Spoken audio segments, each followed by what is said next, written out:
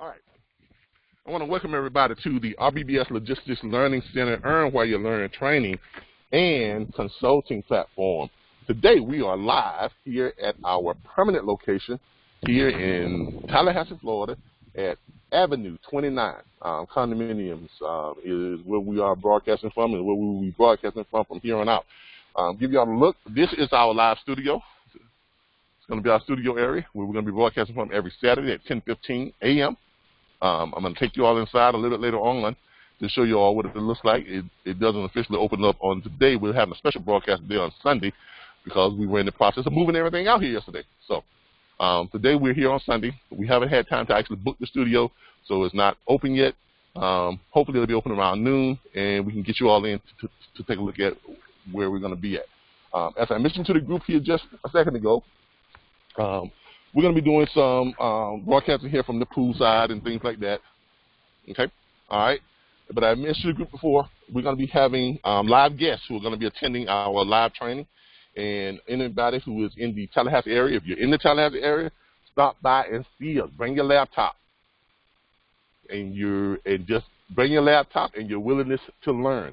And we will show you how we do this every single day, every single week. We will have live load board training, and we'll have live guests so they can interact, and we're going to be showing people what this industry is all about. Now, if you want to enroll into our program, real quick, give us a call, 866-973-6445, extension 1 or extension 2, and reach one of us or one of our operators, and they'll be happy to get you set up and on your way. There is only a $299 enrollment fee. That is it. That is the only money our students ever pay out of pocket. After that, they don't pay for anything. We pay for everything. We pay for everything, okay? So all the tools and resources you see that we're accessing, the load boards, the back office websites, the contracts, the toll-free numbers, everything you see that our students use, it is paid for by us. And we are the only program out there that does that. No one else does that. Because we can't make money unless our students start making money. And therein lies the value of our program, okay? So give us a call, hit us up. All right, let's get into training. All right. Let's see what we got here. Now, this week, this week we were having some problems with 123 load board. For some reason, and I'm still working with them on it, they say that it is a formatting problem with our loads that are coming over from TNT Freight, okay? You know, our 5,000, 8,000 loads, you know, sometimes we get 1,100, sometimes we get 3,000, sometimes we get, you know, much more. But before we start bombarding them with those huge loads, I think what happened was it was too many loads for them to handle. and one of the reps told me that they never had one provider provide that many loads at one time. Okay, and we were posting in one lump sum like 3,000, 4,000, 5,000 loads, and I guess that was a problem. And they've got to create a special format or special. They got to have their software people go back in and look at their coding for loading up their loads and their software and see if they can come up with a way for us to be able to do that and be able to put all those loads on there. Because for some reason they're having a real bad problem with getting those loads loaded up. So we've been putting our backup loads on there, our other loads. Because we have more loads than just those. We still get loads from the lumber companies. We still get some of our other students they send us loads and things like that. So we have access to loads. So if you need loads, just call us up. Now for our students, for all of you all, if you need to access loads, you can just log into the back office site. Okay, let's go to the back office site right away. You can just log in to the back office site here. Let me get rid of that. All right, you can just log into the back office site at somebody was picking at my little bop last week. I like my little bop. Y'all, that's my little thing. Transport.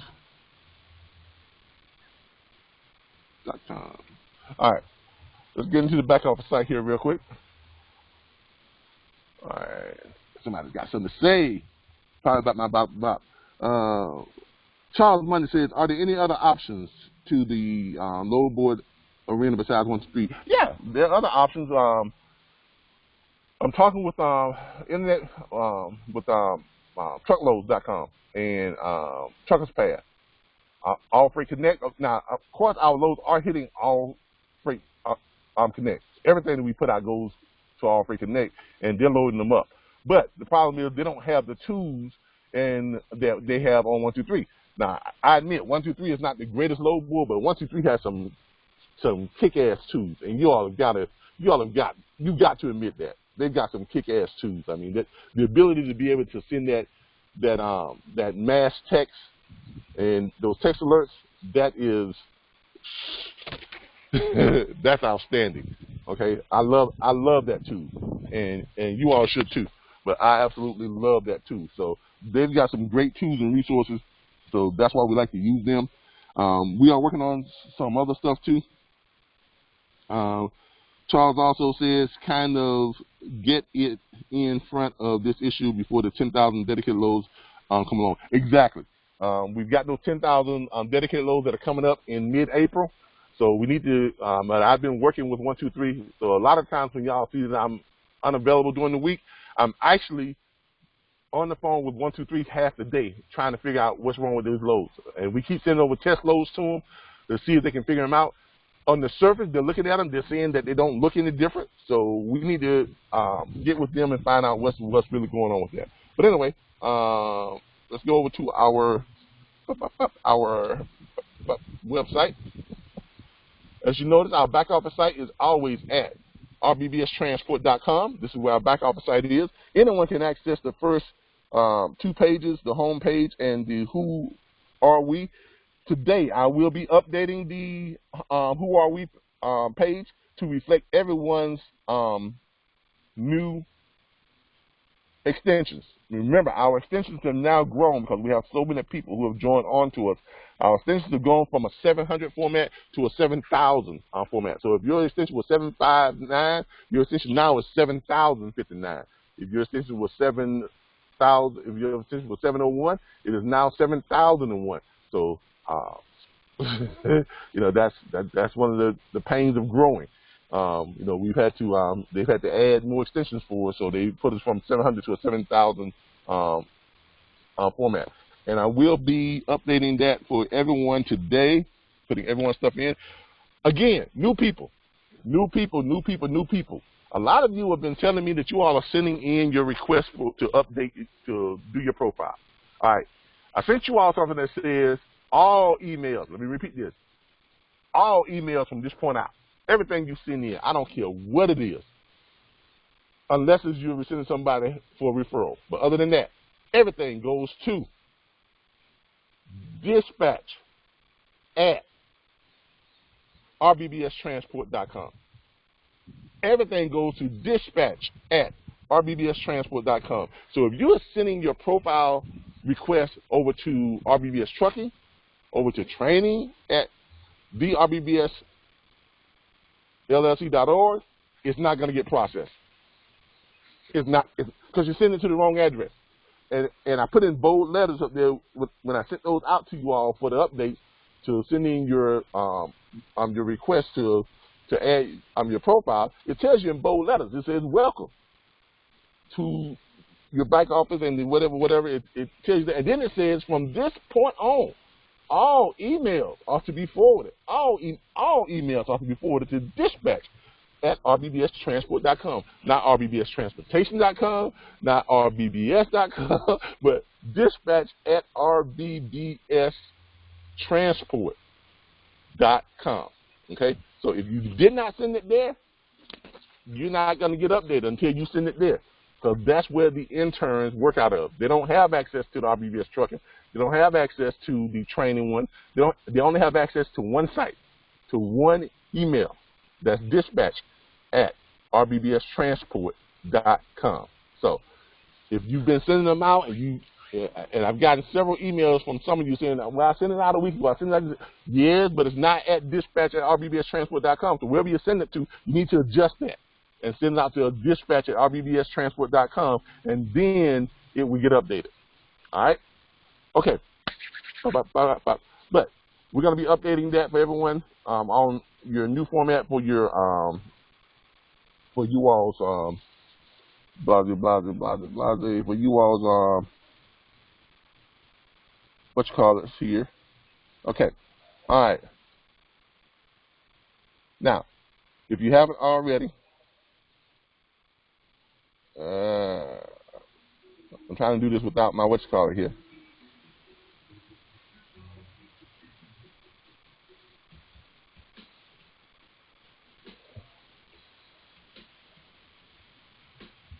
All right, here we go. Now let's go over to your tools and resources area. As you know, you got to log into your back office area to get into your tools and resources area. Again, if you have tried to, if you're sending in your request to get into the back office area, and you received a message saying that your email address is not recognized, that's because you used an email address that you did not use when you signed up. You have to, let me repeat, you must use the email address that you enrolled with. If you don't use that email address, it is not going to allow you access to the back office area. Okay, it's not going to approve your request to join the back office. Okay, so you have to sign in with the email address you signed up with. Charles says 1, 2, 3 seems inconsistent in maintaining our load. Yeah, it's just a formatting problem. I mean, we started sending over a whole bunch of loads, so we'll see if we can get that worked out. Mr. Butler, now that we are on the topic of emails, the ship with RBBS.com, how can we get access to that? That is not an email address that you all get access to. That's an email address that people send you your information to. Okay, when you, all right, here's how the forwarding email addresses work. When we set up your email address, you send us an email address you want your dedicated emails forwarded to. It is a forwarding email. Okay, that's all it is. Okay, it is a forwarding email. Now, if you want an actual email address that you can send emails from and receive emails in, that's going to cost you. It doesn't cost much, but it does cost you. We can set that up for you, and it's about $5 per month. It's not much at all, but it does cost you. And you get about anywhere from, I think you get a whole 20 gigabytes of space. That's a lot of space for email. So if anybody wants that, let me know. I can just request it, and I will set you up on your billing cycle through our Square account. I'll just send you the little billing thing. You go in there, you add your card, you sign up for it, and then it will bill you $5 a month, and you will have your dedicated active domain name email address where you can actually receive your email directly in that email address, and you can respond to it. Now, that is new. We did not have that before 3 weeks ago. I've been so busy I forgot to bring it up to you all. But if you want to convert your forwarding email, because right now your email address is just so you can hand it out to people, and your email looks more professional. It doesn't have a Gmail, Ymail, or Yahoo, or Hotmail. So when you put on your cards, you've got a ship with RBBS.com. You see what I'm saying? So you got an actual .com email address. You don't have a Hotmail. So when people send stuff to you to their email address, it automatically forwards to the email address that you personally have, that you gave us to have your emails and your faxes forwarded to. Now, if you want your faxes and your emails to forwarded to your actual domain name email, it's $5 per month. And but we supply you with this. If you want it, contact us and we'll let you know about it, and we'll get you set up on it. All right, great, Mr. Roman. I get you set up. We will, here again, send your request in to where? Dispatch at RBBStransport.com. If you send that request in there, we'll get you set up for it, and we'll start you on your billing cycle for next month, okay? And that way you'll be able to actually access your email address. and be able to send emails from it. Okay, great. No problem, no problem, no problem, no problem. All right. Let's get into our load board training. All right. As we mentioned before, we do provide you with all your contracts, tools, and everything. Everybody, if anybody needs information on how to fill out their back office contracts, get with me privately, and we will go over that because we go over it. Or just go back and watch the last 2 videos. Go back and watch our last 2 training videos, and you will be able to see it. We are working on putting in a way for these videos to be loaded up on our back office site. We are working with doing that so that we can load them up right from our YouTube channel right into our back office site, so you all don't have to go out of your back office area to view the training videos. We're working on it, so when you log into the back office area, you'll be able to view all of your training videos. Everything you need will be accessible to the back office site. We are also working on getting each and every one of you all, if you have your own website, we're working on a way of linking them to your profile on the Who Are We area of the site. So when carriers come in and they're looking at your extension, they can also, the area that says visit their website, or visit their website, or visit the website. They'll click on it and they'll take it right to your website. Okay, we're working on that too. So if you have a website address, everybody, please send your website addresses over to dispatch@rbbstransport.com. Send your website addresses over to dispatch@rbbstransport.com if you have a website address. April says that would be great. Tony says, is there a way to know if the interns receive our info? If you didn't, everybody that sent the info got a reply. All the ones, I actually checked them yesterday. Everybody that sent in their info, that sent their profile info to dispatch@rbbstransport.com, received their reply. So if you send it in over to that website, check your email address for the reply, because that's how they send your information back. It replies to you, and it shows you. Matter of fact, let me pull one up for you. Let's pull one up real quick. I'm going to show you what we're talking about. Let's get on here and show you what we're talking about. I'm going to go into a different area. Hope y'all can still see this. Can y'all still see my screen? We see you. So you can still see my screen, right? Hello? All we see is that page when we started the meeting, and a picture of you down in the corner. That's all we're seeing. Oh, shoot. Why did somebody say something, man? I don't care about I'm not sharing my screen all this time. Y'all in the dark? Y'all just going to sit in the dark, huh? That's all right. Y'all don't want to talk to me? Let me know that it's in the dark. I'm sitting here thinking y'all can see what I see. My bad. All right. Now can y'all see my screen? Now that I turned the lights on. No, it says your picture, your screen is down in the corner where your picture was. You can't hold up here. What is going on? Why y'all can't see my screen? We see Outlook. Y'all don't see my screen? We see the boxes in the corner where your picture would be, down in the bottom corner. All right. You see some boxes. I see the back office. Okay, the back office. Yeah, the back office area. Okay, so that's my screen. That's what screen I'm on. All right, so y'all can see that, right? In the small little corner to the corner, not our full big screen. Oh, well, you have to. You would have to. I see your screen now. Yeah, you would have to click on it yourself to make it bigger if you want to see that full screen. Okay, I got it. All right, there you go. Yeah, if you click on it yourself, you can open it up larger and stuff like that. All right. So everybody's with me now, right?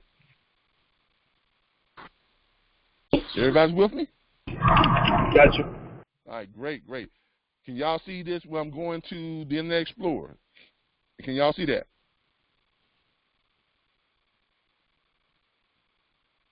Yeah. Great. So we're going to log into the dispatch area that the interns get to see. All right? All right, this is what the interns get to see. All right, you see it? You see all these emails where Mr. Dorian Pratt says sign document, new form, I'm attached. He's sending his dispatch agreement. Ronald Evans signed dispatch agreement. Tyler Evans loads available list for March 29th. And this is where all of our stuff comes in to dispatch. Now I'm going to show y'all how much stuff we got in for students who have requested their information. Okay, Regina Chun sent in her thing for request for her update.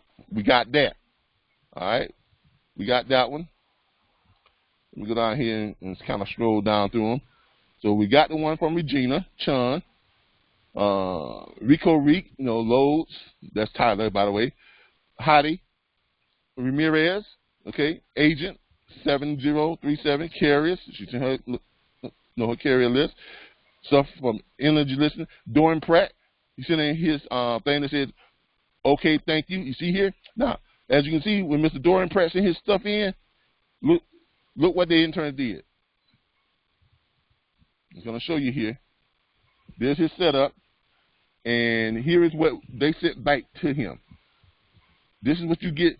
And all they do is they just reply back with your information. Let me get all this other stuff out of the way so I can actually see it. All right. All they're doing is they're just replying.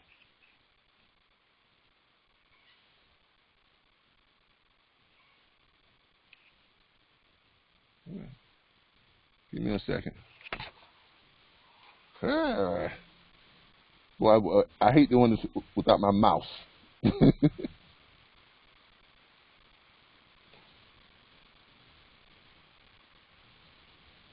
All right, here we go.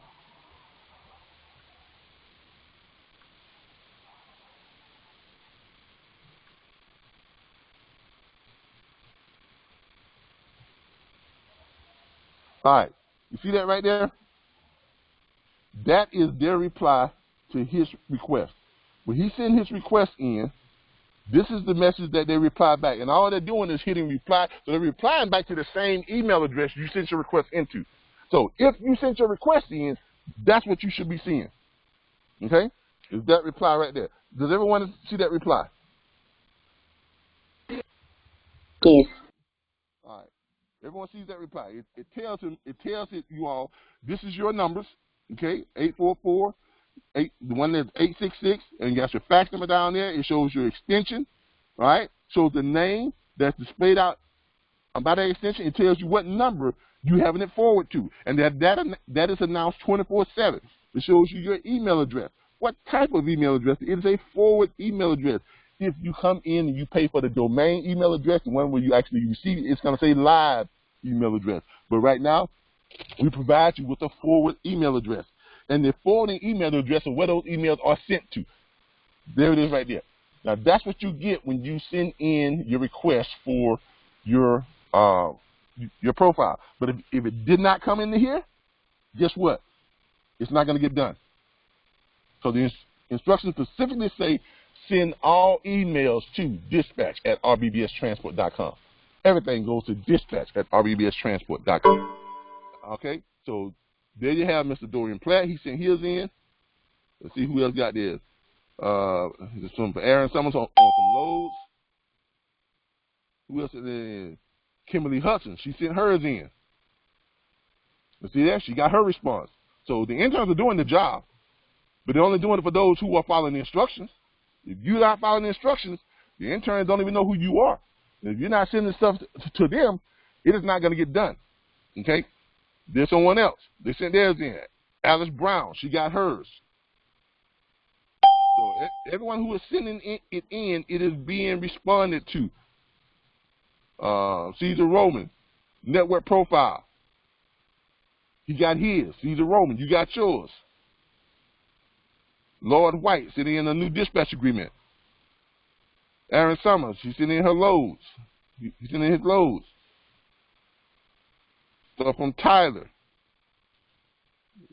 Roadrunner, Jarvis King, network profile. He got his. So if any of you send your name, you're saying that you don't have it, you haven't checked your reply box. Because you do have them. They have been done. but you just haven't checked your reply box, or you haven't sent them in to the right email address. All right, Tyrone Davis got his. There he is. Some more loads from Aaron. Michael Worley, carrier agreement. Charles Mundy, carrier information for dispatcher. Roger Jackson, possible asset broker, he sent over.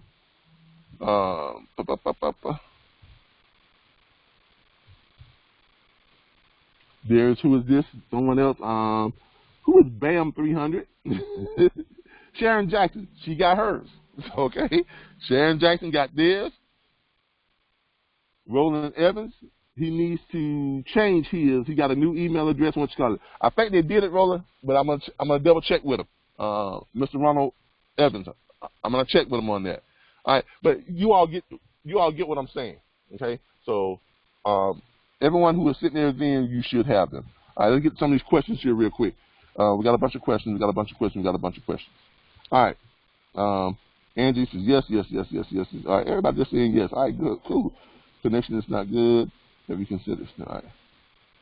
All right, back office is in the middle of the screen. There we go. Your screen is small in the view. Yeah, again, if your screen is small, you can change that on your end. That's not on my end that I changed that. You change that on your end if your screen is small. You can make it larger if you want to. All right, let's go back here. Let's go back here. All right. Okay. All right. Again, if you want to know about the contracts and the agreements and how to fill them out, when you need one, just go back here, you click on it, and it pulls right up. Again, if you want to know about those, just go back and review the last training video, number 2, Roman numeral 25 on the Earn While You Learn freight broker training, and Roman numeral 24, 23, and 22. And we went over those on all 3 of those. I'm not going to go over them again today because they're in the back office. They're in the YouTube videos. Go to YouTube, and just look for Earn While You Learn freight broker training. More directly, go to YouTube and go directly to our YouTube channel, which is the RBBS Logistics Learning Center. Just look for that on YouTube. All that is in there. Part of learning how to do this is your responsibility is to review the videos. Hold down control button and press to change. There you go. Charles just is letting everybody know if you want to change it to a larger screen, hold down the control button and press plus sign to enlarge the screen. Thank you, Charles. That man know what he's doing. Okay. All right. But if you want to view those, how to go about filling out those contracts and things, and go over the forms and stuff that we have, just go to the YouTube channel and watch those videos. Yes, it is. Part of learning this, part of our commitment to you is providing y'all with the tools and resources so that you all can actually access this stuff. And you all have unrestricted access to our YouTube channel. Okay, I mean, we give that information away. We put it on. That's why we record these, so you all can go back and review them and learn from them when you need to. You can go back and find stuff you need. You know, on top of that, you can also go to the chat group, ask questions, and you can give us a call. You know, and ask us questions too. Now, keep in mind that I get a lot of calls, about 150 per day. I get a lot of calls, and I try to answer all of them. But if you call up, and if I'm on the phone with someone else, and if the call doesn't get answered, please forgive me. I try my best to call you back or get back with you in some form, shape, or fashion. But here again, that's why we have our YouTube videos. And as you all know, we do spot trainings. Sometime during the week, I'll send out an alert. Log on to the conference site. Let's have some quick spot training, and we'll do some spot training from time to time too. The last spot training didn't get recorded, but we're going to try to start recording those spot trainings too. And we're going to be putting those on YouTube as well so that individuals can go back and look at them. Because I know some people asked about the last spot training, and we didn't have it recorded, but we will get to that. Again, search shippers. Let's go over this real quick because I want y'all to understand how you actually find these shippers. Okay, let me check my power here. See if we need to go back inside here before long.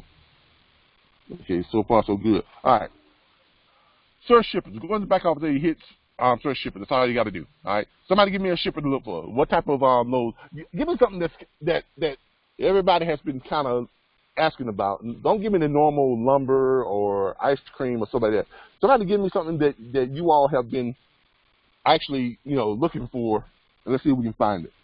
Let's make this a little bit challenging here today. Hazmat. Hazmat. Okay, that's a good one. Hazmat. I like that. Hold on. I got a bunch of stuff that people have sent over, but let's try hazmat. Let's try hazmat. That's a good one. That is a good one. Let's see if this site can. Let's see if we got our money's worth out this bad boy. Let's take it for a real test drive. Not the test drive that the car salesman wants you to go on. And when you get in the car salesman and he tells you turn right here and go right down there, and you say nah, we're gonna get on the interstate. His eyes get big because he know you getting ready to blow that bad boy out. All right, so let's check hazmat. Yeah, and there it is. We put in hazmat, and guess what? It pulls up some hazmat carriers. Hazmats, you got 5 that carry hazmat packaging materials. You got 11 on here that carry hazmat security system. You got 13 on here that carry bottled hazmat.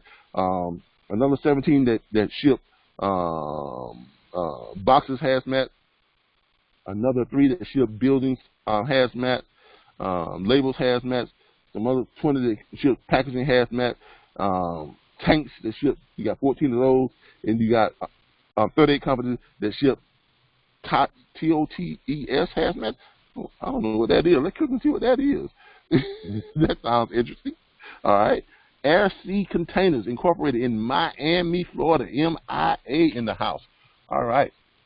See what kind of hazmat they should be down there. Woo! Look at that. They even got some pictures of their stuff. That's sharp, ain't it? All right. So they give you that right there. Get the code now. You can send them things. I guess with that hazmat, you can't just go look at it. You got to put in your email address, and they will send you the code. That's interesting. I had never looked up hazmats before, but that is interesting. Okay. And it pays a lot. Saw one coming out of Miami saying 8,000, going up to Georgia. Yeah, hazmat. But DOT be all over you when you carry that stuff. Exactly. So as you can see here, they got some interesting stuff. They even got some video on some of their stuff here. Let's look at some of their video. See what they got here. Oh, here we go. We're getting into some stuff now. Click the product. They probably done took it down. Yeah, the video is unavailable.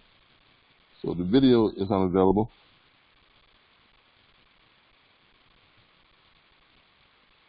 But there's the company. You can get a free quote from them. Come down here, you click where it says free quote. You can get a free quote from them on what type of stuff they ship. Infectious waste, some nasty stuff. Hazardous material, biohazard, plastic, reconditioned, poly, Let's check this infectious waste and see what we get. Yep. Yeah, you just put in your information, and they'll give you a free quote on what they pay you to move that kind of stuff. So that was a good one. I like that. That was challenging. I like that. But as you can see, our search site pays off. It is worth its money. It pulls up the information just the way it should, and it gives you some insightful information on hazmat.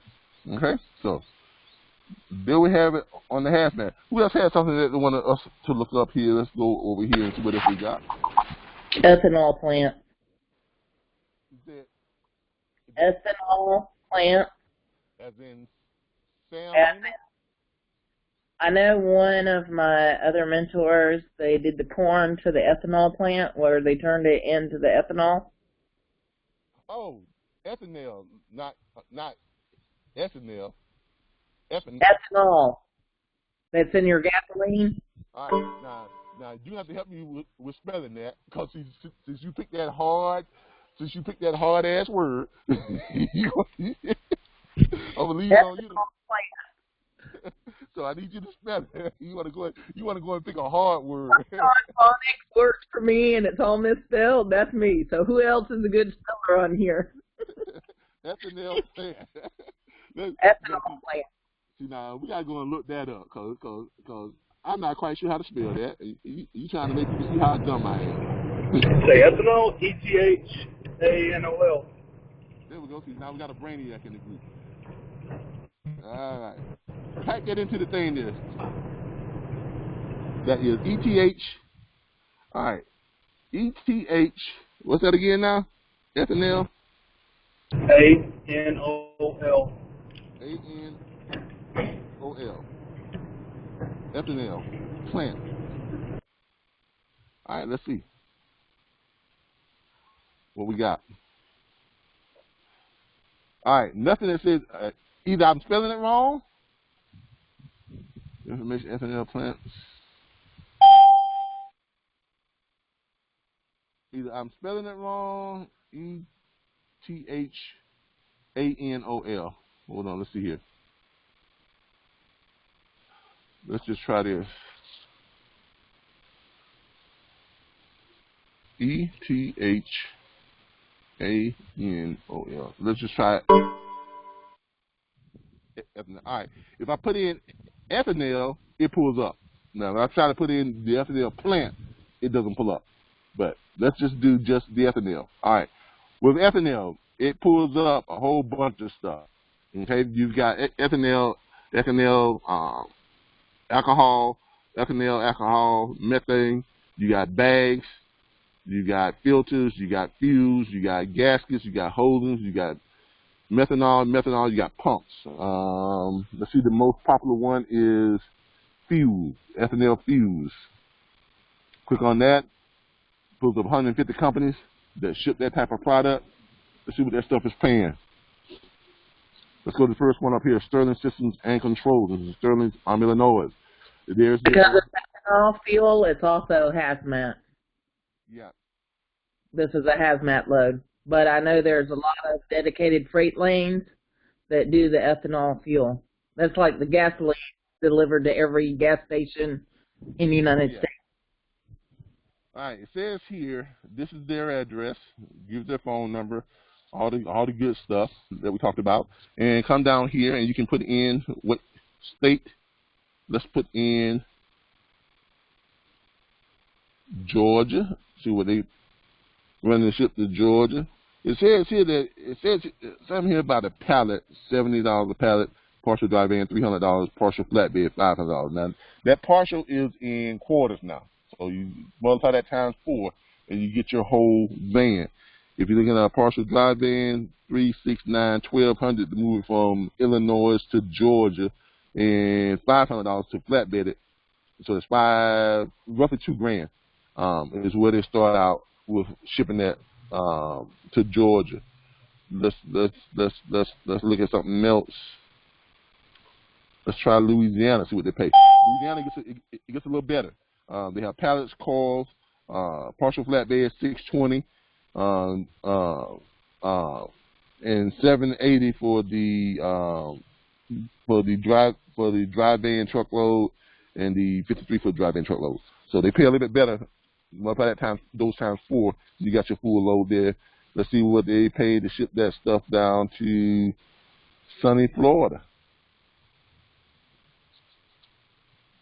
Shipping it to sunny Florida down here, they don't want to pay you bring it down to Florida. They pay $200 for your quarters on your van and $70 a pallet. So, but that's what they're paying. And all of those numbers are guidelines. They're not etched in stone. Okay, I don't know how often they update on this stuff, but with any company, when you call them up, it's on you to negotiate. Okay, we give you a script that you can use to format your negotiations under. I see we got a lot of smart people on here that's spelling the ethanol. Some of y'all are spelling it differently. So I don't know if y'all just way smarter than the rest of us, or y'all just as dumb as I am. If you're spelling it differently, all right. But it is what it is, right? But we're all in this together. All right. So, but in negotiating, within these companies calling up, it's on you all to negotiate. We give you a, we supply for you a, as you can see here, a script that you can go by if you need a script. Here's our general freight script, okay?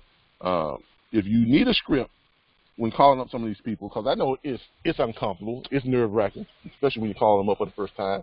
You know, if you're new to this, it's nerve-wracking, and you need some type of guidance, some type of something, not something that's telling you exactly what to say, but it's giving you some type of format. It's giving you some type of framework so that you have an idea of what you want to say and how you need to go about it. If you need that, there's our script, okay? You can upload it. It's right there in the back office site. Pull it up anytime you want to. Look at it. You can change it around if you want to. Make it fit you. It's already formatted for you to just fill in your information real quick. You notice here, down at the bottom of the script, after you get you preaching about what we can do for them and how it would be advantageous for them to join our network, to use a member of the National Dispatchers Network. It has a place down here for you to put in your name. Then you put in your extension. It already has your fax number in there, and you can put in your email address. So we provide that for you if you need that help on knowing what to say to some of these shippers and things like that when you call them up. So there's your script there. It is available to everyone who is a member of the National Network of Dispatchers. It is available to you all. Here again, we are moving up to get things going with the auto dealers. Some of you may be ready for that, and I say that very hesitantly. Some of you may be ready for it, but I know how ruthless these guys are, these auto dealers. I just know how ruthless they are, and I know that if I introduce some of you all to that side of it, they're gonna eat you up, and you'll be out of this business within 2 months, because they were just taking everything you got.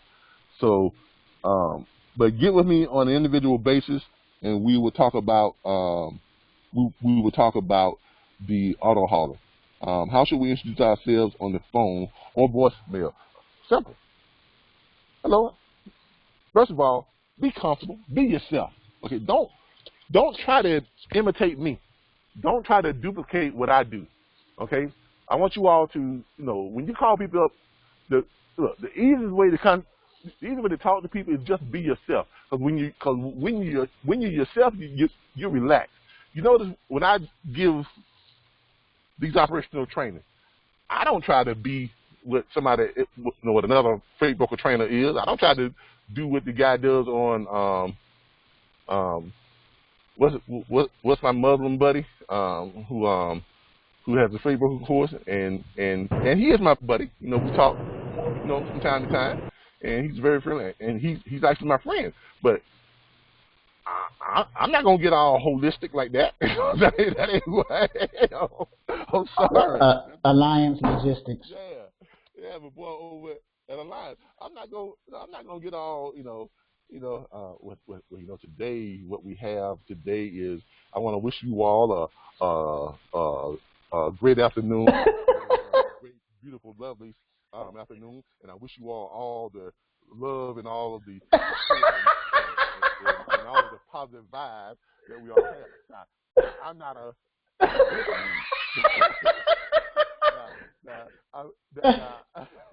That's Brandon the freight broker, Brandon. Yeah, I'm not a comedian, and I'm not a what do you call those people that imitate other people? But anyway, but that's the best that I can do. That's not me. You all know that. So when you call up people, be you. Be you. Okay? Me, y'all know how I am. Okay? I'm a straight shooter. I call it like it is. I tell it like it is. I see it like it is. And if it looks like a dog, barks like a dog, then got dog it on, it must be a dog. Okay? That's how I'm gonna call it. So, but I like Brandon. I mean, he's a great guy. Okay, so don't think I don't like Brandon. I like Brandon. He's a great guy. We have some long and very interesting conversations. But we have two different styles. That's just how it is. His style is his style. My style is my style. So But be comfortable. Be yourself. You know, when you call them up, just call them up and say, hey, how you doing? My name is, introduce yourself. I'm with the National Network of Dispatchers. It's always a good thing to let them know that you're with a national group, you know, a network of dispatchers. I'm with a National Network of Dispatchers, and I was just reviewing some of your lows that you have. You know, here at the National Network Dispatcher, we have access to thousands of carriers across the United States because we're about 210 dispatch firms strong right now. So we have access to literally thousands of carriers across the United States, all of who are heavily insured and experienced in moving your type of freight. You want to let them know that you have some type of experience in moving their type of freight. You may or may not have experience using their type of freight, but they don't know. Just say it, because those carriers do. Because you're only going to be contacting carriers who move that type of freight, right? So you're not lying to them. Okay? Now we have access to thousands of carriers who are heavily insured, which they are heavily insured. If they wasn't heavily insured, they wouldn't be able to pull the freight. All you're doing is you're just restating the obvious, right? You're just restating the obvious. But you're restating it. Because if you don't restate it, they don't hear it, and then you're assuming that they know it. And while you're assuming that they know it, you could be just pushing yourself right out of a sale or right out of someone who's going to be sending you over thousands of loads every day. So say that, okay? Who have access to, who they're heavily insured and have access to thousands of carriers who are heavily insured and they are experienced in moving your type of freight. And from viewing your freight list, I'm confident that we can help you to move 25 to 35% more freight every morning. Now, if you tell someone that you're confident that you can help them move 25 to 35% more freight, that's a lot of freight. You know what that equals to in money value for some of these companies? It equals to hundreds of millions of dollars that you can help bring to their company. And after you say all that, you say, and the great part about this is I am a dispatcher and not a broker. So you've informed them that you are a dispatcher and you're not a broker. You've done your legal part of it. I am a dispatcher and not a broker. But that's an advantage. Why? Because I am paid by the carrier, which means this is a free service to you. Okay? That's the approach I would use. Okay? If you like that approach, use it, take it, feel free. Okay? But that's how when I contact them, that's basically is what I say. Yeah. Now I can spit this off the top of my head because I do it all the time. I do this even with the calls that I get from you all and everything. I still call about a couple of hundred shippers every day, just trying to increase, getting more shippers in and this and that on this side of it, other than the training side of it. But I still contact shippers every day. I still book freight every day. You know, I try not to book the same freight that you all book because I don't want to take from you all. I don't want to go in there and book loads that you all have access to because I don't want to take away from you all's pool. So I don't book the same freight that you all book. I go out and find other freight separate from you all because that wouldn't be fair. Okay, because that's like a shark swimming in a pool full of catfish. Okay, I'm not gonna do that. Okay, I'm not gonna go in and just grab all the freight that you all have. I go out and find my own freight, and I still book 6-7 loads a day. Okay, and I'm not booking from the list that you all have. The list that TNT sends in, I don't go to their site and book loads from there.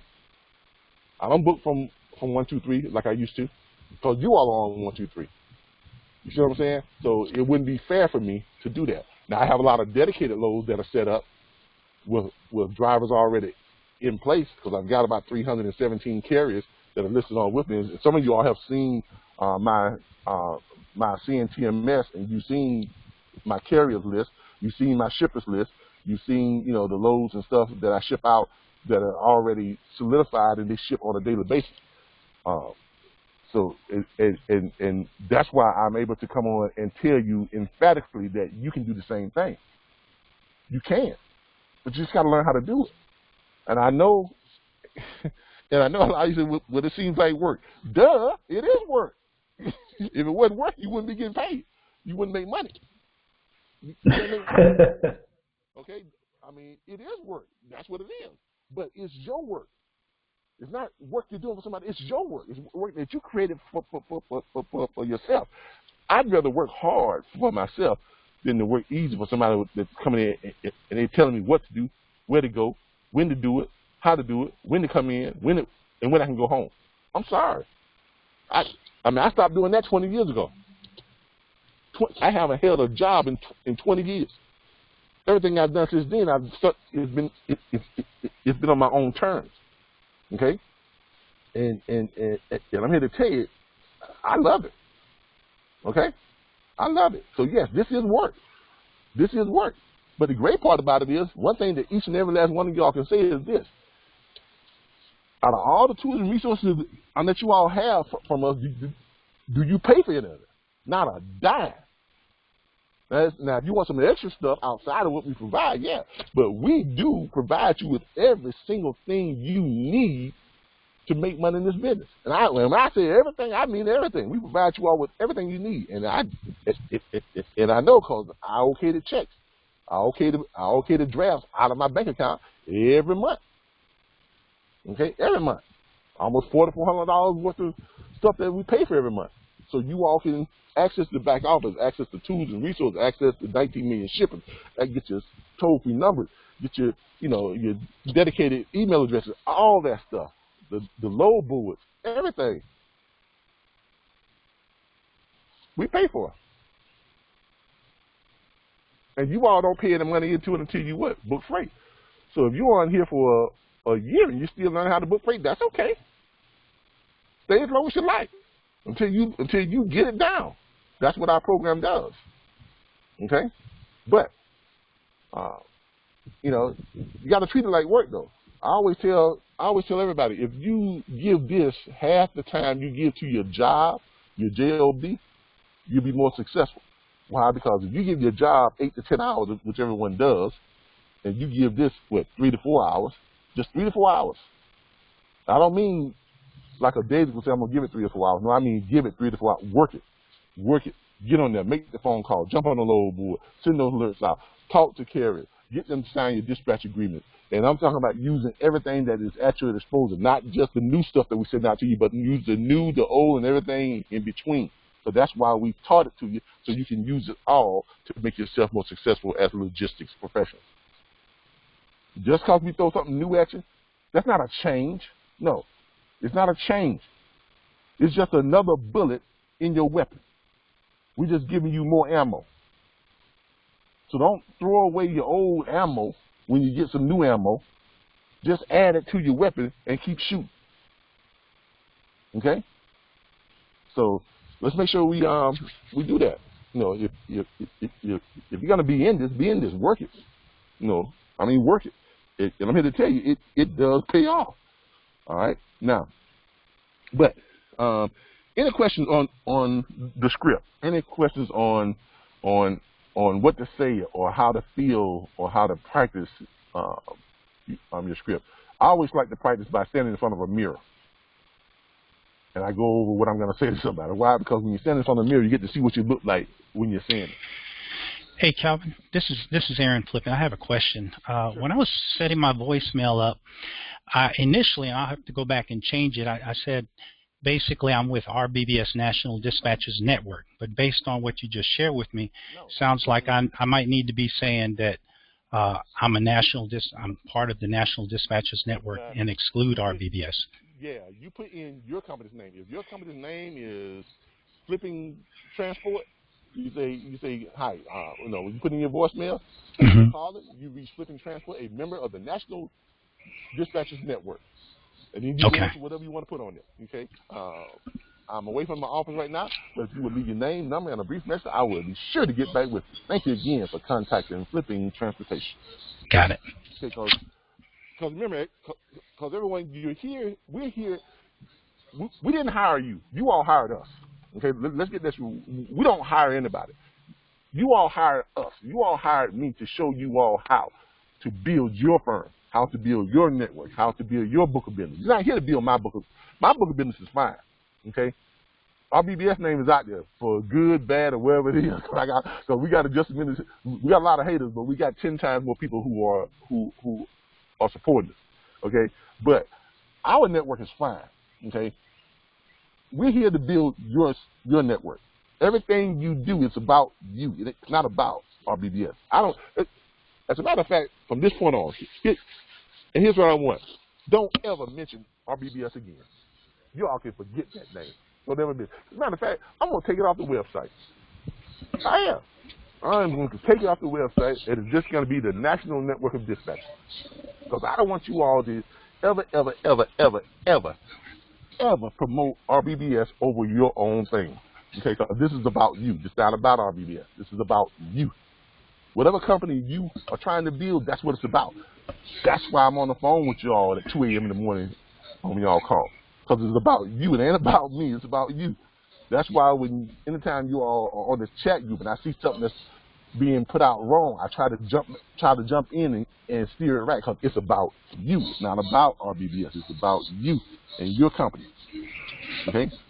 That's the difference between what we do over here and what everybody else is doing. So everybody else is just trying to sell you a course, and it's all about them getting that $1,800 up front in their pocket, getting that $5,000 up front in their pocket. But then they send you an ebook, or they send you some type of course material that you got to log into and do every day for the next 3 months, and you got to pay them $119, $118 a month. And then when it's all said and done, they can care less if you're book freight or not. And there's a big difference. We need you to start becoming good at what you do, because until you do that, we're not making any real money. Just imagine this.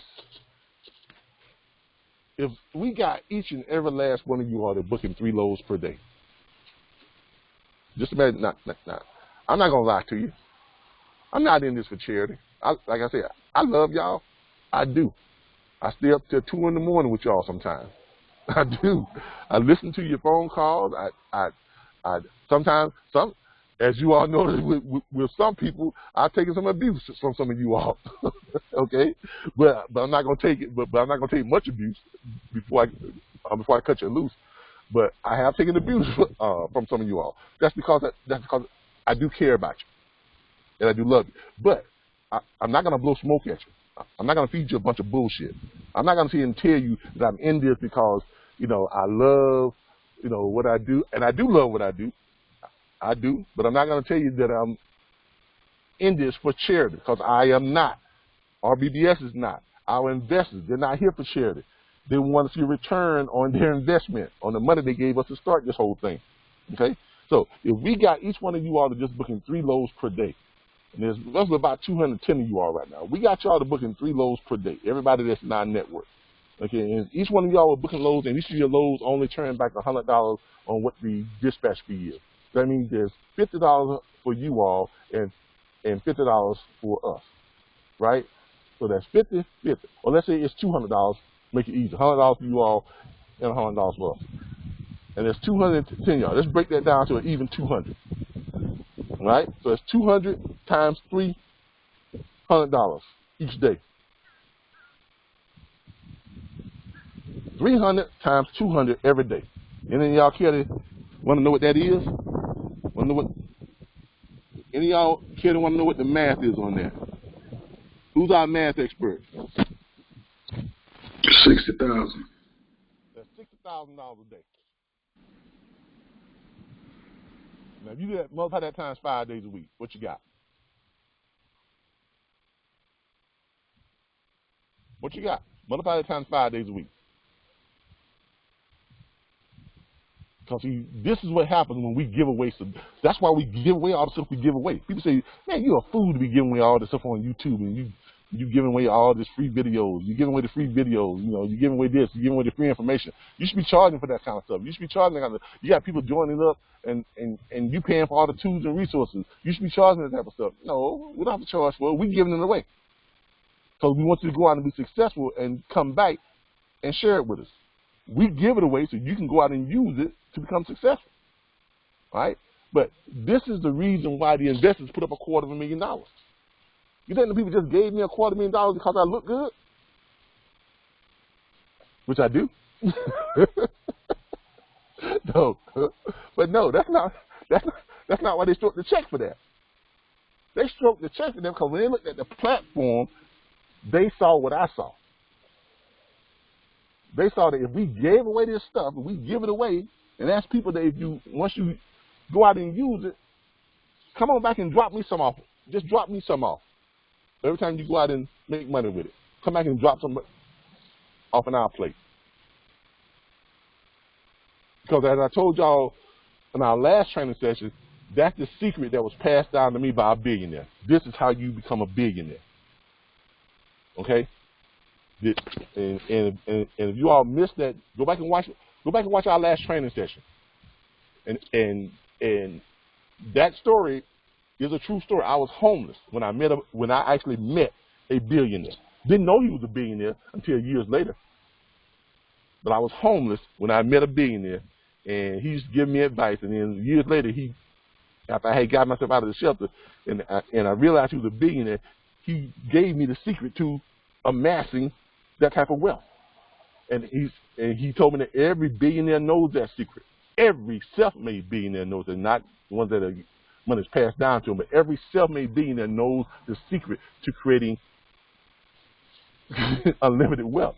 And that is to find a platform, find a business model that you can give away. And every time you give it away, when they come back to you, they're bringing money back to you and dropping it off. That's the secret. Mark Zuckerberg does it. Bill Gates does it.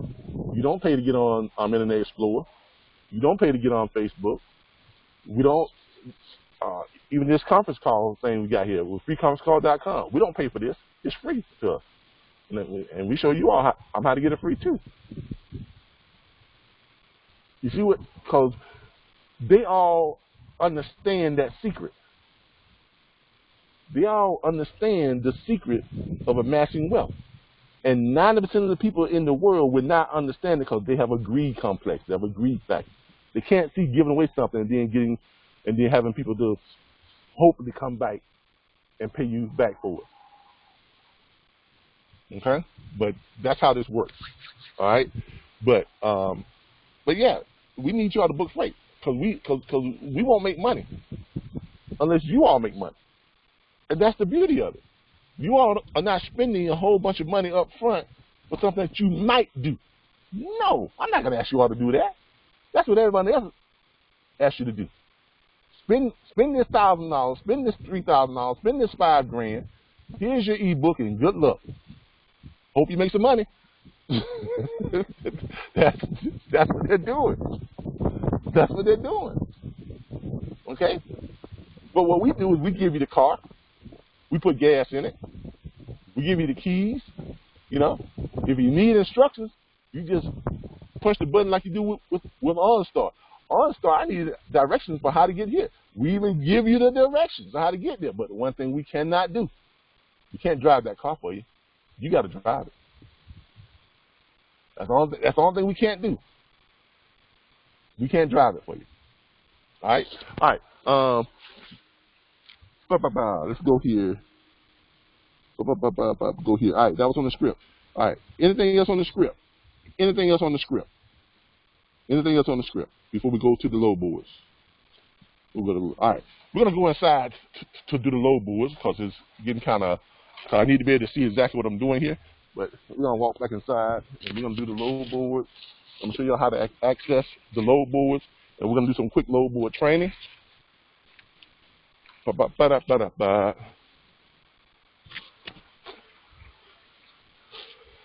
I need to get back out here today and get my little workout on and do me some. Mr. Calvin, I have a question. Yeah, knock yourself out. When you sit down, is it possible you can do a drive around of when we're talking to shippers? Like, what's a complete dry run from the time we talk to them? Are we asking for their load boards, or are we asking for a load from them and just completing a transaction with a carrier? No, you ain't asking for no A load. You asking for all the loads. I mean, you're not wasting your time calling up a shipper just to ask for a load. Okay, when you call them up, you want to get them to send you their load list. The loads that they have every day. If they've got a website, like, trying to hit this. No, still not open yet. All right. If they got a website, you want to get their load list. You don't just want to get a load. You want to get all the loads. Okay? That's what you want. You want all the loads. Let me see if this see when this the club happens, so I can show you all what we're gonna be.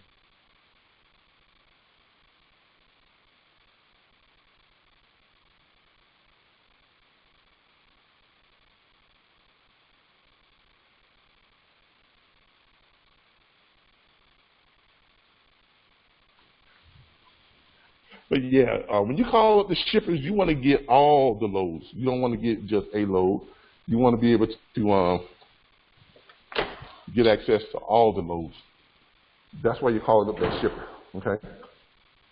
All right.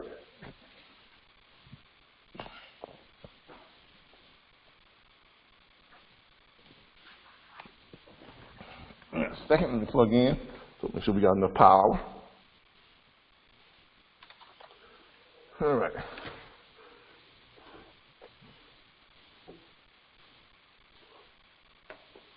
All right. Can everybody still with me? Hello?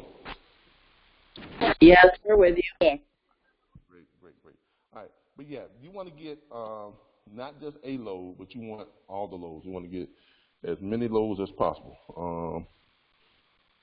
Okay, when we call in shippers, when we ask, I got that. I say all right, Caesar Roman says, I say I'm in the half of RBBS National. No. Don't say Caesar. Don't say on behalf. No. Anytime you call up, you are representing you. Okay? As I mentioned before, let's just get rid of the RBBS because I don't want you all to have people. We don't want to overshadow you all. And by you throwing our name in there, I'm afraid that's what's happening. Okay? I don't want us to overshadow you all. Okay? I don't want people to look us up and start sending us stuff versus when they should be sending it to you. Okay? Because remember, you hired us. You all, each and every one of you have hired us to help you all. It's not about us. So let's just drop the name RBBS altogether and make it all about you. So whatever your business name is, or if you don't have a business name, just say your name. I mean, Don John, Independent Dispatcher, if that's the case. But there's nothing to create a business name. You can go to irs.gov and do it free. It doesn't cost you anything. You can go get and they give you an EIN number, an official EIN number. Okay? And you don't have to actually have your business set up until you get ready to pay taxes on it, which is a year from now. So you can actually go to irs.gov, declare your business name, just make up a business name, declare it, tell them what type of business you're in. I'm in logistics, okay, freight dispatching, logistical freight dispatching, and put down there dispatching firm or whatever you want to put, and they'll issue you an EIN number, and guess what? You in business. You got your EIN number, which makes you legal. You got your business name, everything set up.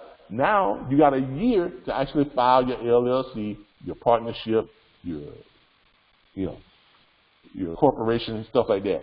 And that's the stuff that costs a little bit of money. To file an LLC is about $177 here in Florida. To completely file your LLC, that's to file it, set it up, get it listed on the Florida incorporation website, whole 9 yards. Okay? So, but there you go. All right? So no, don't use our name, and when you call up shippers, you call them up for all the money. You're going for the gusto. Okay? You're not say, hey, I just want one load. All right? No, you want all of them loads. Now that's when you're looking for shippers to connect with. Now, if you're looking at a load that you're calling up a shipper about booking a load, yes, you only call them to book that load. Don't call up a shipper if they've got a load posted and you're looking to book that load. Book that load first, because you don't want to. It's like going to somebody's house and they just come in and you invite them in, and then they have a seat on the couch, and then you go to the bathroom, you come back, and all you see is their butt with their head stuck out, and their head is in your refrigerator. You know, don't be that person. You go to somebody's house, as soon as they leave the room, you got your head all the way in the refrigerator. All they see is your butt sticking out the back of the refrigerator. You just in there just digging around for stuff to make yourself at home. Okay, don't do that. All right.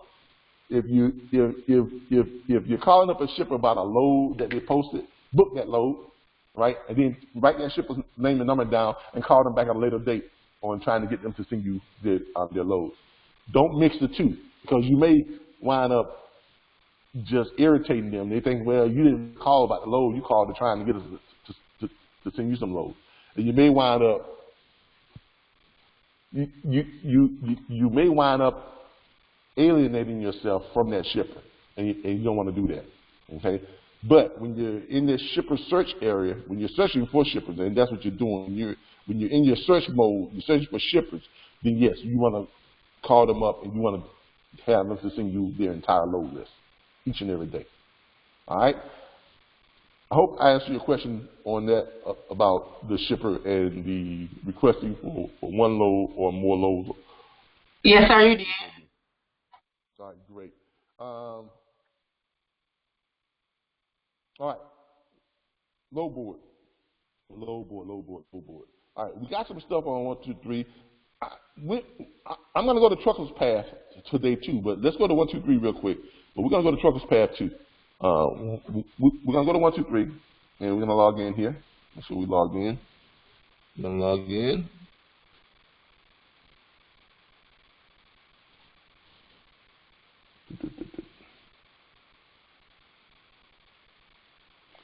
We're going to sign in. Okay. I did put some replacement loads on here so that we can have some stuff to train on today. All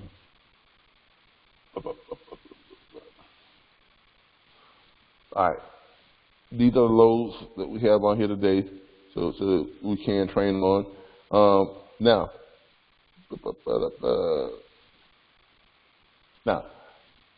we've been doing it here lately. We've been having you all to come to the load board, and you go straight to truck locator. All right. This is our system. This is our system of how we teach beginners how to book freight. Okay. And we put together this system because it's easy. Okay, it's easy, and it actually returns some good results for teaching beginners how to go about accessing trucks and getting them to call you, or having access to trucks where you can actually work on building your confidence in booking freight. And when we first started doing this, some of you all that came on with us for a while back, you notice we started, this is the first thing we did for you all was we started sending you all out about 50, 60 loads every day. Okay, and those loads, you were able to go on and click on them, and you were able to book them and that type of stuff. Okay, yeah, you all kind of screwed that up a little bit and got us in trouble with our shipper, but it was a learning process. Okay, but we got through it, and we're okay with that shipper. But it was a learning process. But we started you all with baby steps. Now, this is what I mean by every time we teach you something, don't take the new stuff that we're teaching you and say, okay, well, this is a change. No, it's not a change. Everything that we're teaching you, we want you to use.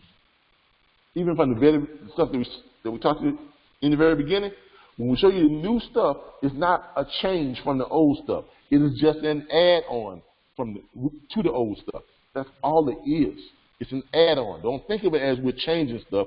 Think of it as we are adding stuff. And you all are, and that's why we let you all grasp hold of the stuff that we show you all and let you all use it for a while, practice it, get used to it, and then once y'all get used to it, then we add something else. We can't throw all this stuff at you at one time, because if we did that, some of y'all would just pull your hair out and leave. You'd be like, oh, hell no, I ain't doing this shit. You know, I'm gone. You know what I'm saying? No, that's not why we do that. And the reason why we throw it in as add-on, so you all can grasp it, you can learn it, Then when you learn it, then we show you something else that you can add to it and learn that. And all those things together is what's going to make you a good freight broker, freight dispatcher, or freight forwarder, or logistics professional. Okay, all those things is what's going to make you better. Okay, so with that being said, yeah, I know I'm a little flip at the mouth sometimes, April. Aaron says, is it difficult to change a business name? No, it's not difficult. It's just what's what I'm looking for? It's not difficult at all. It's irritating because you got to go through a lot of stuff. I wouldn't say it's difficult. What you got to do is, if you want to change your business name, now if you've done it officially, you have an EIN number, you got to contact the IRS. You got to either set up a totally different business and just let that other business expire. In other words, don't file your LLC on it or anything like this and that. Notify the IRS that that business is no longer in existence and that there are no taxes owed on it. There was no money that was made from it. If there was money that was made from it, you got to let them know how much money you made from that, this and that, and then they will add that to your existing business or your new business. If you're replacing that business and you're switching it over, you've got to contact the IRS and let them know that you want to change your business name, but you want to keep the same EIN. So you see what I mean by it's irritating? It's not difficult, but you got to jump through some hoops. There's a lot of stuff you got to do. I do. Appreciate it. So with that in mind, when you all are picking your business name, think about it. Think about it first. Don't just jump up and say, you know what, it'd be nice to have a company called Bullshit Incorporated. Now, you may have had a couple of drinks when you came up with that idea. But tomorrow, you may think something else, okay? So don't just up and, say what, throw something in there, anything that might be on your mind, okay? Kind of think about it. Give it at least 20 minutes of thought, okay? All right? Okay, so what we do is we show y'all how to come on here, and our training is very simple. Anybody can do this. Anybody can do this. Okay, you come in, you log in, all right? You look over here, you see our trucks, or you see our loads. You see the loads, right? There's a load, there's a load, there's a load. You click on the load, then it pulls up trucks, okay? See, there's the loads, there's the trucks. There's the load, there's the trucks. There's the load, there is the trucks. All right. All these trucks here are trucks that are within a 75-mile radius of that load pickup point. All these trucks over here are the same type of trucks that can pull that type of load. All these trucks here have made themselves available for a load. Okay? So all these trucks here are hot prospects. So in learning how to do this, all you got to do is, first of all, we taught you all, just click on one of these trucks, get the number, call that truck up, and you do what? You pitch them. At first, we were telling you all to pitch them that load. Right? That was the training process. That was the starting out point. That was the beginner stage. Learning how to match a truck with a load. And once we got you all proficient in doing that, you say, hey, how you doing? I see you in such and such place. You're in Chapman, Alabama, and that's right next to a load that we have there that's picking up in Chapman on Monday. It is going here. It is lumber. It is paying X amount of money. Would you be interested in that load? That was how we first started you all off, because we were teaching you all baby steps. Okay, how to book, how to match truck with load. And if he said no, then we were teaching you all how to go to another truck and ask him the same thing. Do you want that load until you got that load booked? Okay, that was how we started you all off. Then after you all learned how to do that, you got comfortable with that. Then we added something else to it. We didn't say it was a change. This was an add-on. So you all can still use this old method just whenever you feel like it, if you're in the mood for using that old method, or the cost for you to use the old method. You see, it's not a change, it's just an add-on. Now, what we added on to that was this. Now, when you all call this, click on those loads, pull up those trucks, you hit one of those truck loads over there, and then you call them up, and you say to them, hey, you tell them about the load. If they didn't want that load, you say, okay, that's fine. Let me ask you a question. Yes? How much money do you need to move your truck? See how we added something else? We didn't change anything, we just added it. We didn't change it, we just added it. How much money do you need to move your truck? And you wait for a response. Well, what do you mean? Well, my name is Aaron Flippin, and I'm with the National Network of Dispatchers. And we understand that not every carrier can move their truck for the same amount of money because you have your own expenses.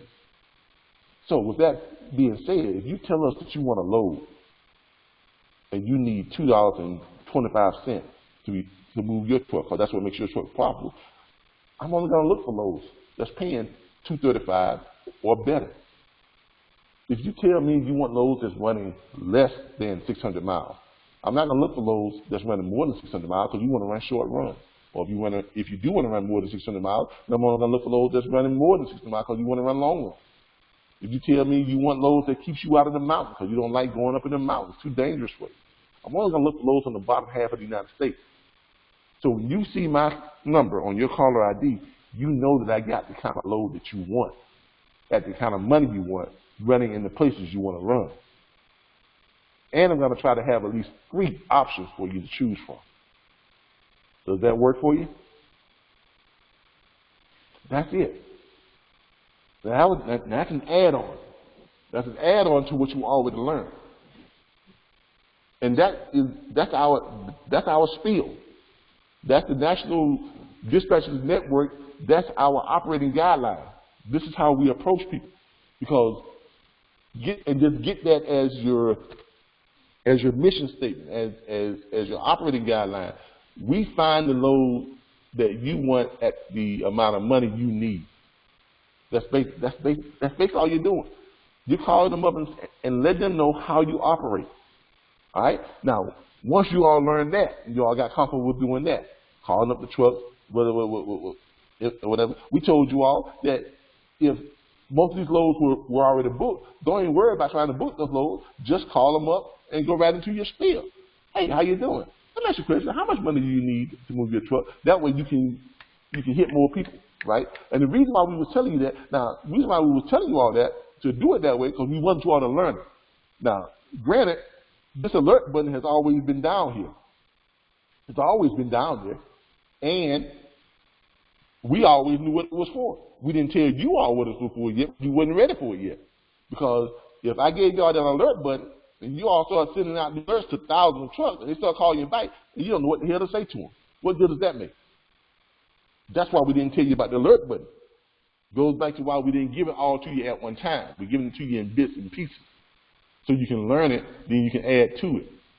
First of all, we have to teach you all the script. We have to teach you all our concept. We have to teach you all our approach, our method of approaching carriers.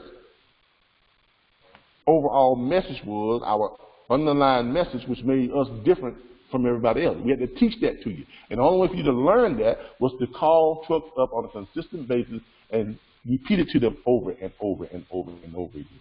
And for weeks, that's what you all did. And then you all got it down pat. You all see it on our back office site. You see it in our literature on Facebook. Mr. Charles Mundy even created a Facebook page and a catchphrase for it. He's got a Facebook page called "How Much Money Do You Need to Move Your Truck?" which is ingenious. You see what I'm saying? So now all of you all know this catchphrase. You learned it. You got it. It's embedded in what you do. You understand it. You got it down pat. Then we come along and say, hey, now, we're going to tell you about this little alert button down here. We're going to show you what to do with that alert button. Charles, does anyone have the copy and paste thing that we have for that alert button? Just go ahead and copy and paste it and send it out right now if you got it. All right, I'm on it. Yeah. All right, thanks. But then we started showing you this alert button. Okay, come down here. All right, and there's a copy and paste that we gave you all that we sent out. I'm going to go ahead and this week I'm going to try and get that copy and paste loaded up in the back office, so y'all can just pull it up in the back office too. We're going to have that there and some other stuff that there's a lot of stuff that's going to be loading up. There you go. Now that I have a permanent, now that we have a permanent spot here now, and so. You see it? Yeah, I got it. Thanks, Charles. Appreciate it. All right. Yep. All right. This is what you were gonna. So then we came along with, all right. Now that you all have learned our method, you learned our speech, you learned our overall guidelines of operations of how we operate. So telling people how we operate, how we do things differently. Now that you all got that down, we said now we're gonna show y'all how to get that same message out, but how to get it out to thousands of carriers in less than an hour. Instead of you making phone call after phone call after phone call after phone call, wouldn't it be nice if you could get those carriers to call you? Right? But before we did that, we had to teach you what to say to them when they did call you. Ain't no point in getting thousands of carriers to call you if you don't know what the hell to say. You put it out there, they call you up and say, hey, how you doing? I'm, who the hell am I? Do I say my name or do I say RBBS name? I'm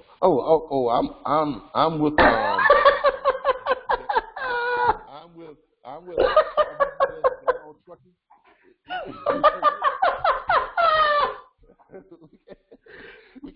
we couldn't have you doing that. So that's why we put you through the baby steps. That's why we taught you the other stuff first. It's like teaching you how to ride a bicycle. You know, we put you on it, we holding it for a while, we give you the training wheels, you ride for a while, you get that. Oh, that's exactly how it went for me. And then we let you go. All of a sudden you're riding. All right? But see, now you got to wait for them to contact you. Because here's what we do now. You come down here, you do the same stuff you did before. You clicking on it, you pulling it, hitting on the load, you pulling up the trucks. You can either call them to talk about that load. What we try to tell you to do is call and book that one load first. Then when you get somebody that wants to book that load, you got that load already booked. Then you go in, you want to contact everybody else. Well, you ain't going to tell them about that load anymore because that load is now gone, right? Or the load, it may be gone anyway. But now we show you how you can send your alert out to thousands of them. Click this little alert right there. You copy and paste the message right there. You come down here and you put in $2.50 per mile or whatever the case may be. Or if you know what that load is paying, you put in what that load is paying. Okay? So if you know what that load is paying, you put in what that load is paying. But matter of fact, let me look up that load. I think I do got that load in here. That Chapman, Alabama load. Chapman, Alabama. Where's Chapman, Alabama? Anybody know where Chapman, Alabama is? I see that all the time. And I don't think I've actually ever been to Chapman, Alabama.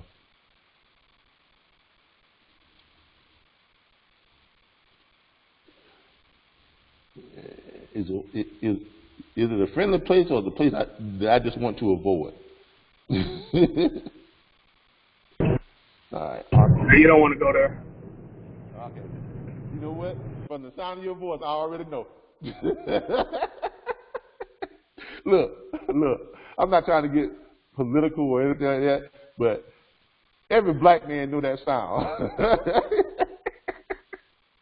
There's just an inherent sound of how that warning, just the way it's said, you know what that means. That's just that's that universal, get out. That's that universal get out warning. You don't want to go there. So that was the get out moment. Okay. RBBS. What are we looking for? What are we looking for? What are we looking for? The loads, right? Hold on. There we go. RBBS documents. All right, looking for the loads. Load list. I think this is it. The latest one I just did.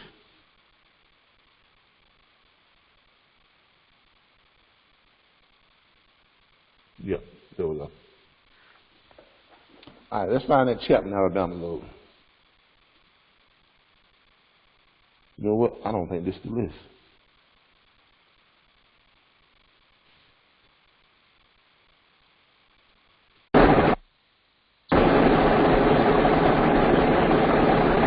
It was like Tampa International. Yeah.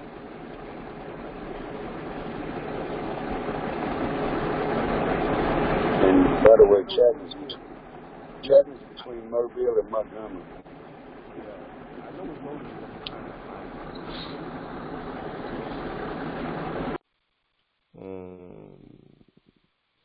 Open. Here we go. Trying to see which one I posted when. I posted a bunch of loads today. I'm trying to see which one I posted when.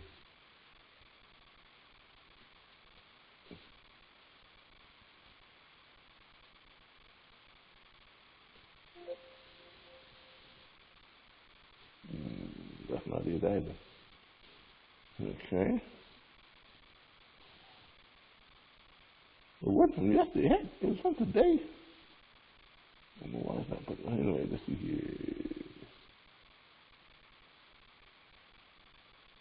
Let's do this. There we go. I do it that way. I do it that way. All right, there we go. Chapman, Alabama. All right. Chapman, Alabama load to, was it Thomas, Georgia? $775. All right. 319 miles going that way. Now, that's an old load list, but anyway. But that's about what it was paying. So we'll go to this Chapman, Alabama load, and we'll put in, we're just going to put average $250 per mile. Okay? So we'll put in average 2.50 per mile, not per trip. You're going to change that to per mile. All right? Now remember, you've got over here a whole bunch of trucks. And when you send this, it's going to go out to all of them. You send it, it just went out to all of them. All right? And that means we just reached, how many trucks did we just reach on that one? We just reached 12 trucks. Okay? By sending that out. And we're going to do the same thing on all of them. All you're going to do is you're just going to go down here. You're going to click on the truck. You're going to click on the alert. It's already there. You ain't got to redo it. You click send. You see how this is working? Click on that. It pulls up the trucks. On this one, you've got how many trucks? You got 11 trucks. Click send. And notice down here, you got your extension in. So now the calls are coming directly to you. In this case, Charles. You click on it. Go down here, you put in the average $250 per mile. You click send. And you can go through this whole load list. Okay, I think we got about 100 loads on here this morning. We've got 82 loads on here. And you got an average of about 12 trucks per load. So 82 times 12, that's how many trucks you have access to today.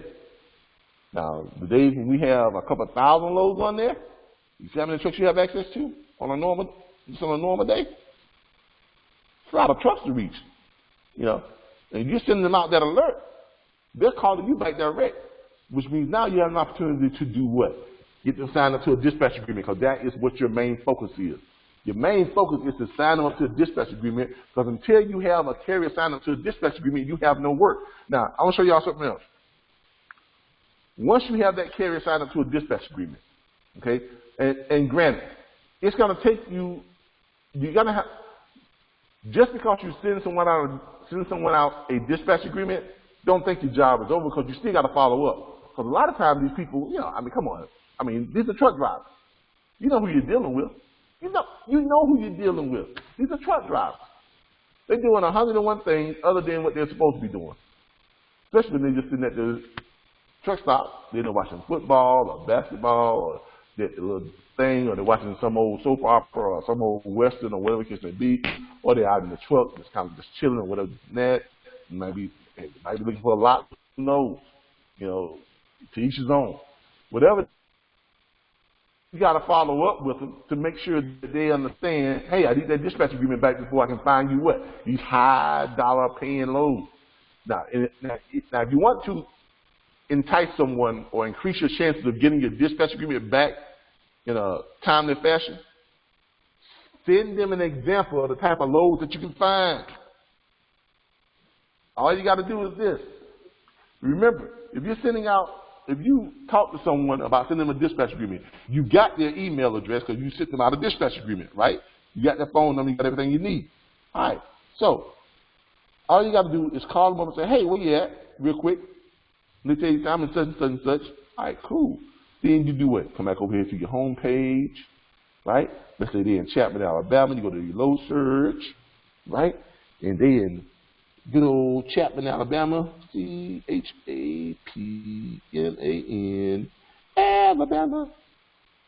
Okay, then good old Chapman, Alabama, right? And they've already told you they want to run on the bottom half of the United States. They don't like going up in the mountains, right? They don't want to be in the mountains. They want to be on the bottom half of the United States. They want to stay down here in Georgia, Alabama, Texas, Arizona, California, maybe up in Nevada, maybe go to Utah area down there in Colorado, going on over there to Missouri every now and then, jump right down here to to South Carolina. But that's all they want to run. Now what they do with all the mountains and that snow up there, they kind of party. Okay? You already know that's what they want to run. Now this is the guy that you don't have your dispatch agreement back from yet, but they told you that they're going to send you out a dispatch agreement. You sent the dispatch agreement to them, but you haven't gotten it back yet. Now what we're doing now is we're showing you how to tempt them or how to entice them to get you a dispatch agreement back.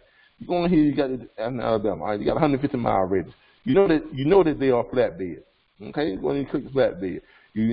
Like the day is Sunday, you know they're probably going to want something that's going to leave on Monday. So you're going to find a load that's going to leave on Monday. Okay?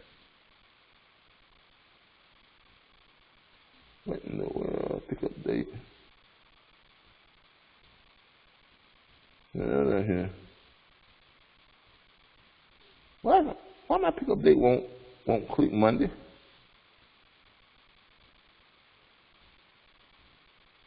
Are you all still with me? Is everyone still there? Yes. Yeah. Why this thing won't click on Monday for pickup date? Today is not Monday, is it? Nah, scroll your screen down. Oh, okay. There you sorry. go. We got any blonde females in this group? Don't do it. Don't do it. Okay. You're right. I'm not gonna do it. But I just had a moment. A senior moment. A senior moment. Yeah. Thank you. I'm showing my age now. I just had a gray-haired moment. There we go. Yeah, I had a gray-haired moment. All right. So we know that they want to pick up on on Monday. All right. Then we're gonna go down here, and then we're gonna click more info. We're gonna go to options. We're gonna go to more options. We're going to more options because remember, you're trying to entice them. You're trying to entice them to get you your dispatch agreement back signed. Okay? And nothing entices a truck driver more than to send a load that's paying good money. So what we're gonna do is we're gonna search for the highest paying loads. The highest paying load leaving out of Chapman, Alabama on Monday, going anywhere on the bottom half of the United States, keeping him out of the mountains. Okay? So what you're doing is you're showing him that you can get the type of loads that he wants. That's what you're showing him. You want to show him that I can get the kind of loads you want, but I can't get it until you give me what? That dispatch agreement. All right, so you go in here, you look for what's called it. You go in here, you're going to click down here where it says rates, payment rates. You've already clicked the more options. You're going to click the payment rates because you want to look up the loads, got the rate showing. You click on that. It's pulling up all the loads in Chapman, Alabama that's going anywhere but up in the mountains, and it's showing you the ones that's got the rates. Now you want to see the highest paying rates first. So you come over here where it says company, check, offer. You're going to click the offer button. It's going to up and pull up those highest paying rates first. Now, what we got here? We've got a load leaving from Preston, Georgia, which is 130 miles outside of Chapman, Alabama, going to San Antonio, Texas. It is a 48-foot flatbed load, 48,000 pounds, all right, offered by Modern Transport, paying $2,300, and it's going 959 miles. It's paying $2.40 a mile. Now, if this guy done told you he wants loads that's paying $2 a mile or $2.25 a mile, you got a load that's paying $2.40 a mile. It's way above what he wanted. It's going in an area where he don't have a problem with. You see what I'm saying? You're giving him what he wants. And it's leaving on Monday. This is an actual lie. Right? You've already called me and said, yeah, I'm down here, I'm in Chapman, Alabama. All right, so now you got a load you can call him, you can put that on this side, you can go ahead and kind of put that load off this side. You ain't got to call the broker on that load yet, because remember, you just doing what? You just trying to entice the guy. So you're going to tell him, hey, man, I got a load that's leaving out that's 130 miles, how many miles from you? It's 130 miles from you right now. You ain't got to tell him where it's at. So you don't want him to go looking for it. Just a load that's 130 miles from you right now. It's going, it's going to Texas. You ain't got to tell him what state Texas is going. It's going to Texas. Okay, and it's going 900 and some odd miles. That man, the doggone load is paying $2,300. You want it? Well, yeah, I want it. Then give it back to dispatch agreement. You see how that works? You know, if you say you want it, then get it back. Then give me back the dispatch agreement. If you want that, you know what you got to do. Give me back my dispatch agreement. Sign. Completed. Sign. Get that back from me. Guess what? I'm gonna put you on that load. All right? Because that's who you're working with. You want to know who you're working with. You got to get on their level. Okay? You got to get on their level. And trust me, they will appreciate you for it in the long run. They'll begin to admire you for it. Why? Because they know that you understand them. You're not just some yahoo sitting behind a desk in a suit and tie, a whole bunch of other brokers just trying to do what? Get him signed on so you can have you can add another notch onto your list. The big brokerage firm can just go off and just start giving them what they want to give them. No, you're trying to find them what he wants. And you prove to him, I can get you what you want, but I can't get it to you without that dispatch agreement, man. Y'all see how that works? Now, if any of you was a carrier and you had my dispatch agreement, and I sent you back a load like that, and say, hey, I got kind of load you want. I can't get you without a dispatch agreement. Now, here's another thing. Not only are you going to do that, but you're going to give him 3 options. You're going to find 3 loads. You're going to find 3 loads that you can dispatch him on right now if you had that dispatch agreement signed already. All right? You're going to go down here, you're going to look for him another load. Here's a load that's leaving 121 miles from where he's at, Oklahoma City. All right? 815 miles. Paying $1,950. Paying $1,950. Let's do that right. Yeah, $950. Paying $2.39 a mile. That's another one that will work for him. See how that one works? All right. Here's another one going to Naples, Florida. From Beaumont, Mississippi. 135 miles. All right.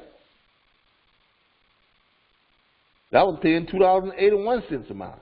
Paying $1,950. $693. Load of plywood. Come on, man. Man, you see what kind of money you missing out on because you won't get me a signed dispatch agreement back? You see all this money you missing out on? Hold on. I got another one for you. Look, I got a humdinger for you right now, man. Here's one that's leaving out of Birmingham, leaving out of 128 miles from where you at. You ain't gonna tell them what city it is. Here's one that's leaving from 128 miles from where you at right now. It's going down to Lakeland, Florida. All right, picks up on tomorrow. 540 miles. Okay? 540 miles, and it's paying $1,900. Man, that's $3.52 a mile.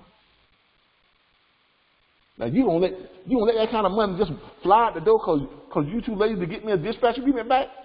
Man, if I were you, man, you better sign that doggone dispatch agreement and send it back over to me so I can get these loads to you. Now, if you don't want them, just let me know. I'll go ahead and give them to old Darryl down the road, and he'll take them. But y'all see how that works? You see how that works? So now you're going to put those things together for them. You're going to write them down, and you're going to call them up, and you're going to tell them, hey, man, you know how much money you're missing right now? And remember, be yourself. Be comfortable. Don't try to call them and be all, professional.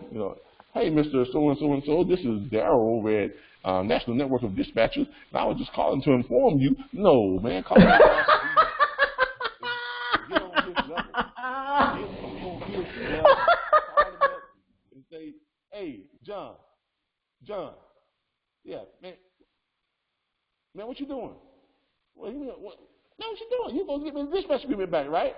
Oh yeah, man. I'm sorry, man. I got to watch this game. And man, look here, man. You know how much money you missing right now? Do you know how much money you missing right now? Man, what you talking about? What I'm talking about? Man, I'm talking about $3.87 a mile. That's what I'm talking about. You understand that, right? You understand $3.80 a mile? Exactly. Mr. Kevin, I have a question. Yeah, go ahead. My question is, you see down in the bottom where it says flag help improve the site. Is it possible we can click on the report load that's gone and hide after we complete the transaction for the load to be removed? Is that possible? Is that for that? After you can send that to them. Now, whether they do that or not, that's on 1, 2, 3. Because see, the load is only going to be, because it's not up to 1, 2, 3 to remove the load. It's up to the poster to remove the load. Remember, 1, 2, 3 don't own these loads. They don't own the loads. Okay, these loads are 1, 2, 3 is just a portal, so they can't go in and now you can kind of ask them, is it possible for you all to add a area for the poster to go in and put that the load has been booked? But see, you're getting into too much stuff for them to do. You understand what I'm saying? I mean, you have to look at it from a feasibility standpoint. You have to look at it from a practical and a feasibility standpoint. Okay. Yes, would it be better for you as the person who was booking the freight? Yes, it would be. But would it be practical? Because think about it. If we post 2,000 loads per day to a site, all right, how practical is it for us to go back in and update every load as it's being booked? That ain't going to happen. You understand what I'm saying? Would you go in and update every last one of your loads as they are booked each day? Or would you just post your new set of loads the next day, the ones that are available? See, there's feasibility. Post the new loads that's available. Exactly. Yeah, because there's feasibility and then there's practicality. In a perfect world, yeah, that would be great. But we're not living in a perfect world. I mean, people are just not going to go back in and do that kind of thing. Because it has to be practical. And if it's not practical, people wouldn't join this load board. It has to be practical. It has to be practical. Okay? So, good idea. And maybe if you want to find some investors and create your own load board, that would be a good piece to have if you can find a way to make it practical. See, if it's not practical, it's not going to work. You got to find a way to make it kind of like an automated thing. Like when the load gets booked, how are you gonna tie the load board into the decision that load has been booked already and make it the way it updates itself? You see what I'm saying? So, I mean, it sounds great. It's a great idea, but ask yourself, how practical is it, or how can it be implemented? And if you're seeing some complications in how it can be implemented, then chances are they're going to see the complications in it too. Okay? All right. Hope I was able to answer your question. Back to... Yes, sir, you did. All right, no problem. Great. Back to what I was saying. Be yourself. Okay? Put this on a level that they're gonna understand it. You gotta let this guy know, say, man, you missing out on. Look, you told me you wanted. You did tell me you wanted $2.20 a mile, right? And that what you told me? He goes, yeah. All right, well, man, God, look here, man. $3.80 a mile. And can you understand that? Do you understand the words that are coming out of my mouth? $3.80 a mile. You want that load? Hell yeah, I want that kind of load. That's what I'm talking about, man. That's the kind of load I want. But then you ain't going to get that kind of load unless you give me a dispatch agreement back. You don't want that load. Obviously, you don't want it. So that load been sitting in front of me all day long, and I'm waiting on you to send me the dispatch agreement so I can get it over to you. Now, on top of that, I got 2 more loads that's paying $260, $250, $252. I got some other loads on here that's paying $3 a mile, and you sitting around watching the game, and you can't afford this. You can't send me a dispatch agreement back, man. You better take a picture of something and text it to me or something, man. Come on. This is how you get people to start sending your dispatch agreements back. This is how I got 300 and some odd carriers and counting. And if you think I'm lying to you all, I'm going to pull up my CN account. You don't amass this many carriers on a dispatch agreement without being aggressive, without follow-up. You got to have follow-up.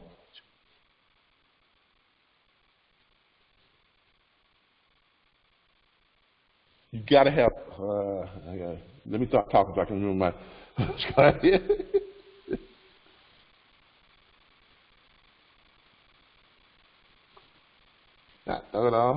I got so many passwords, I can't remember them all. Let's see.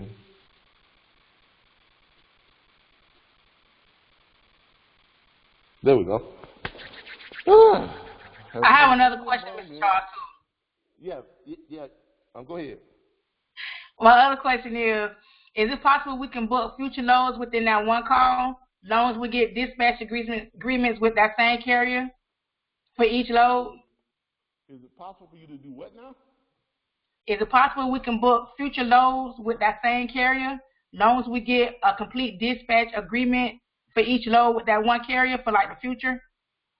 No, you don't need a new dispatch. If you once you get that dispatch agreement,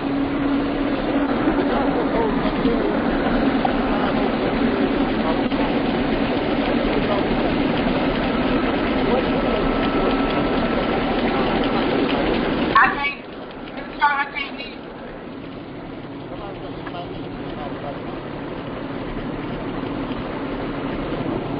Somebody in the drive.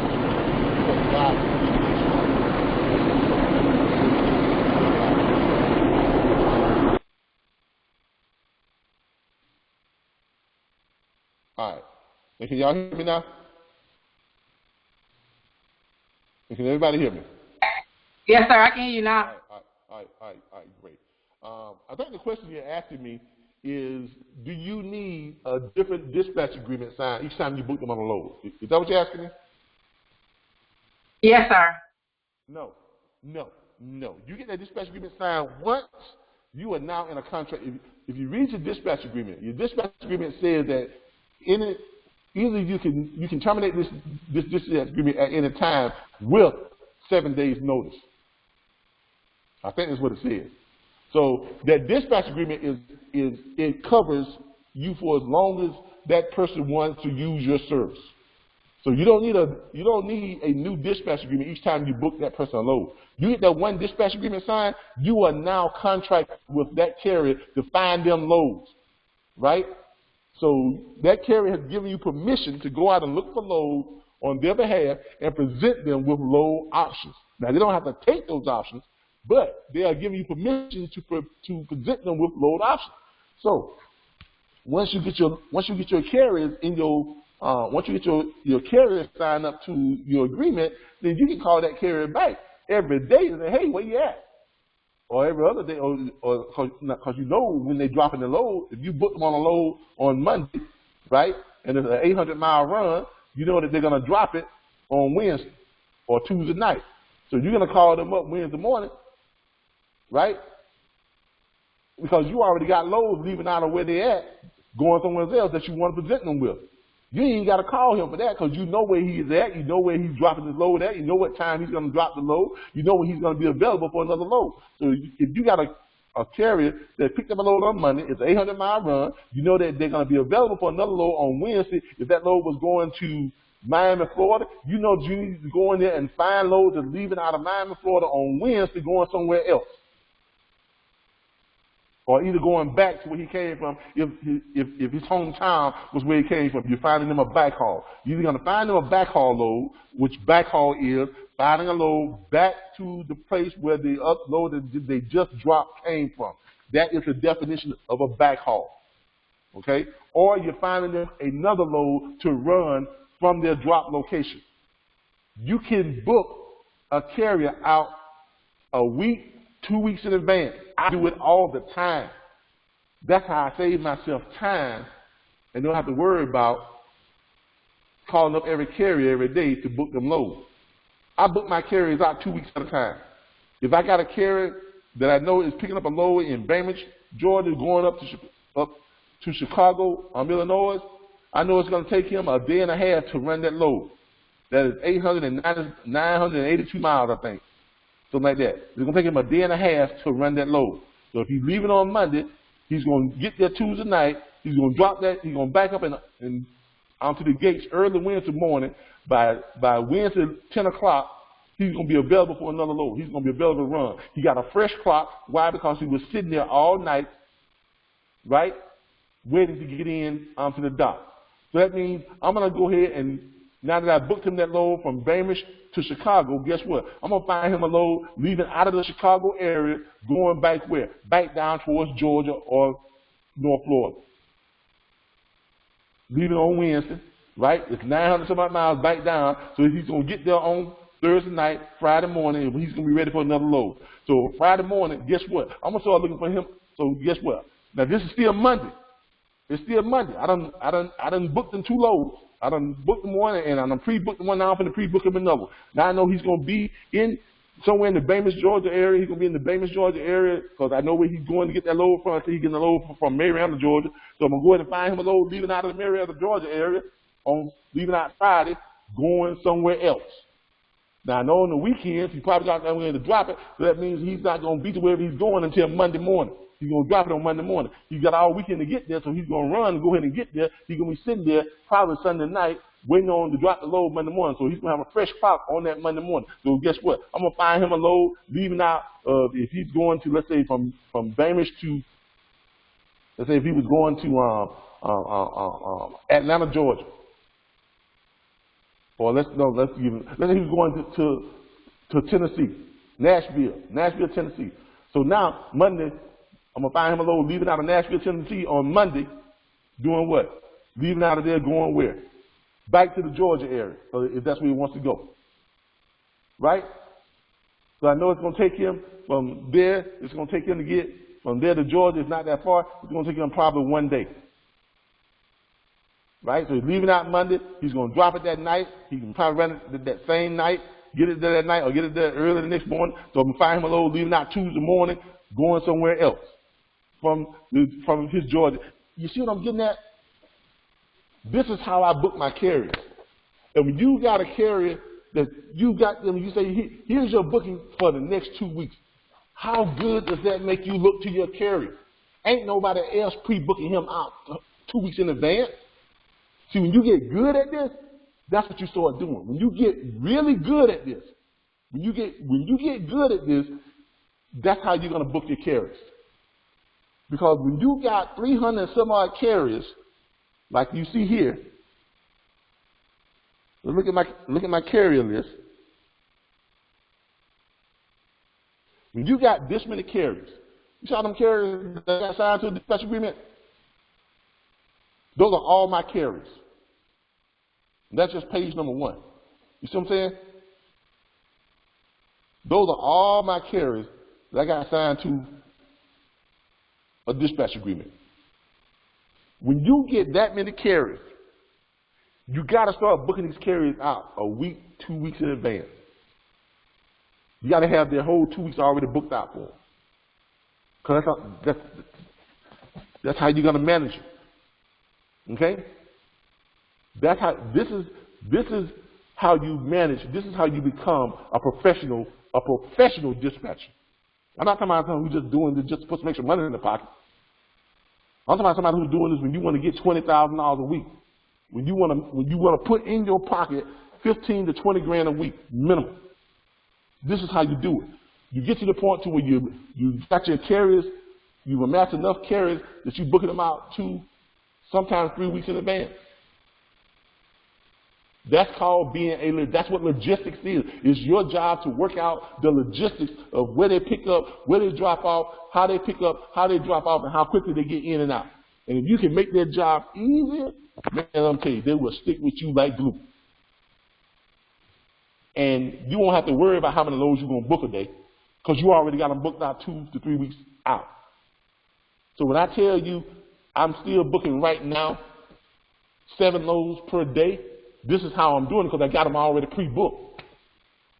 Every now and then I may have 1 or 2 that may drop out, or somewhere in the chain a load might get canceled or something, or delayed. Then I got to go back in and find a replacement load for it that's in that area. But that's just little stuff. That's how you work your logistics. Okay? Now you all are not, Yes, sir. I have another question. Yeah, go ahead. Also, my other question is, if we reach out to a carrier from the load board, one of their response is they already have a dispatch agreement in place. How do we handle that situation? If they got a dispatch, if they got a dispatch agreement in place with someone within our network? Yes, sir. Somebody that's working with us, along with us. Right. The professional thing to do is to say to them, oh, well, okay, well, I apologize. If you already got a dispatcher, you might want to reach out to your dispatcher and let them know, or you may say, do you want me to reach out to your dispatcher? And who's your dispatcher? And I'll let them know that there's a load available that you want. Now, this is the professional thing to do. You find that out, you call that dispatcher up. Okay? You call that dispatcher up and say, hey, Charles, I got a carrier here that I contacted, and he's already signed on with you, and I found a load, but since you already contracted with him, I just wanted to call you and let you know what that load is. Now, Charles can do 1 or 2 things. Charles can say, thank you so much. I really appreciate that. I'll be sure to return the paper one day. Or Charles can say, you know what? I'm tied up right now and I'm busy. Go ahead and book him that load, and you'll still get your 5%, and I'll take my 2.5%. Because it's a load that Charles don't have to book. You see what I'm saying? Yes, sir. So, but you won't be signing that carrier up. So that's a one-time thing. That's because Charles is saying, because you find the load, okay, and yes, he's my carrier. But see, this is the advantage of being within a network. Because if you were not in the network, what would happen? You wouldn't get that load. You wouldn't get that, right? You say, I'm already with a dispatcher, so okay, well, all right, let me try something else. You see what I'm saying? But this is the advantage of being in the network, of networking together. This is why we plug you all into a network like that. All right? Now, Charles, I wasn't trying to talk for you, Charles. I was just saying. Okay? Yes, sir. I understand. Oh, no, it's fine. Okay. I'm not trying to talk to nobody. But I'm just saying, those are your options. And no matter how you do it, you're still making money. You're still I have a question. Generating revenue. Go ahead. Okay, so if they have a dispatch agreement with another dispatcher that has nothing to do with our network, we can still sign them and book loads for them, correct? With that dispatcher's permission. Even though it's like another independent dispatcher, nothing to do with us? Even though they're not with us? Yeah. In other words, the carrier can have more than one dispatcher, correct? Yeah, they can, but you don't want to sign up to if it's somebody within our if it's somebody within our network, no, don't sign a dispatch agreement with them. Okay, so say they're not with our network and they're another dispatcher. They're not with our network. I mean, it's competition. Look, a carrier can have as many dispatchers as they want to, because they're not obligated. Because a carrier is not paying you a salary. You're an independent contractor. You are contracted to find and offer them loads. They do not have to take those loads. Now, if a carrier wanted to work with you exclusively, you see what I'm saying? And say that, well, I don't want you working, but see, that goes both ways. If you tell the carrier he can't have no other dispatchers, that carrier is telling you that he can't have no other carriers. Aha! Do you want to do that? Of course not. So don't Don't tell me to wear that red shoe when you don't want to wear that red shoe. You know, you got to wear the same shoe that I wear. If you tell a carrier, well, you know, you can't have no more little dispatcher. And that carrier can try and tell you, well, then you can't have no other carrier. See? So that's how that works. But yeah, a carrier can have as many dispatchers as they want to, and a dispatcher can have as many carriers as they can handle. You see what I'm saying? Because when I was an owner operator, I used about 5 different dispatchers and about 3 different brokers. I would call up my favorite one early that morning. Hey man, what you got for me?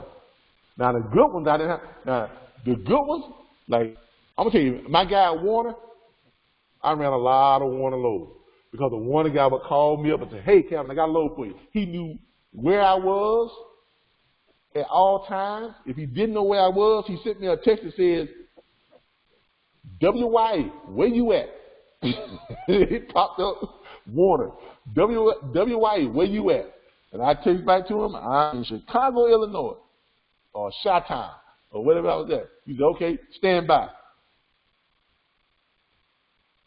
About 5-10 minutes later, he was calling me up. Hey, man, this one picking up here, about 12 miles from you. It picks up in about 3 hours, and it's going down to such and such and such. It's paying this, it's a load of this. The second one is picking out of here, it's going down to such and such and such. It's this type of load, it's picking up in between, but they're going to pay you a little bit extra off of that stuff. That guy, I ran more than loads. Why? Because I did not have to call him. I did not have to call him. He was calling me every other day. He had loads lined up for me, just like I just showed y'all how to do it. That's how I learned that. I learned that from him. Okay, and I probably 80% of the loads that I ran were loads that he had for me. Simply because he took the initiative. He called me up, let me know what loads there were before I even got up in the morning. I had a text from him telling me what type of loads were running where and where they were being ran from, what they were paying. That's the type of dispatcher you want to be. Okay? This is what we're training you. This is what we're moving you all towards and training you how to do this. So here again, this goes back to follow up. Because I know a lot of you this week, even though, and yes, I was busy this week. I know I was moving. I had to pack up my old stuff. I had to pack my old place up, get it ready, and move. At the same time, I was trying to get stuff done with the banks and everything to purchase these condos over here. But at the same time, I was keeping up with what you all were talking about on the chat group. Don't ever think I'm not monitoring the chat group, because I am always monitoring the chat group, as myself and the law firm, they have someone who monitors that chat group for legality purposes and liability purposes also. So someone is always monitoring the chat group. I am always monitoring the chat group. I either have it on my cell phone, I've got it, I have the chat group loaded up on here. As you know, see, there's some of you all right there. I got some of y'all have it on my cell phone, I got it on my laptop, I got it on my tablet, so I'm always monitoring the chat group. So I know what you all are talking about, and I know you know the concerns that you all have. And let me commend each and every last one of you. You all are doing a great job in networking and helping each other out. This is what the chat group was meant for you all to network with each other and to share your resources and to share your knowledge and help each other to kind of figure out the problems you need to figure out and work within your own network and work within your group to figure things out to make yourselves better. I want to commend you all on that. You all are doing a great job on that. But at the same time, I noticed that one of you all's biggest concerns was getting people to follow up and send you all that dispatch agreement, signed dispatch agreement back. Okay? I did notice that. I made a note of that, and I said I'll make sure we were gonna handle that in this meeting, in this sales call. Okay, like April says, can't be greedy. Exactly. They got to get rid of the greed complex. Remember what the billionaire told me. Got to get rid of the greed complex. Most people would never ever amass great wealth because they have a greed complex. Okay, you can't amass wealth that way. Trust me on that. But yeah, I did make note of some of you all major concerns on the chat group. That's what that chat group is there for. I did note your major concerns, and the biggest concern I saw was getting people to follow up with a dispatch agreement. I want to congratulate some of you on getting your dispatch agreements back. I noticed some of y'all got them dispatch agreements back. You know, I want to congratulate y'all because y'all work hard on them, and y'all are starting to get those dispatch agreements back. I want to congratulate y'all on that. You know, I've seen you all, Aaron, Angie. Who else got some stuff back? Just give me a thumbs up. All y'all that got them dispatch agreements in. Give me a thumbs up real quick. Or give me a smiley face or something other. Let me know y'all got those dispatch agreements in. We've kind of noticed the things that you all have been doing, and I just wanted to make sure that we got y'all taken care of. Yeah, Dorian got his chat group. He got one in. I see he got the little running run. He got to run. Dorian said he's got to run. Okay, Dorian, I understand. We've been on here a minute. We do have a lot to talk about. But anyway, but we. My fingers is fat. I pushed the wrong button. I was trying to scroll down. Okay, that's okay.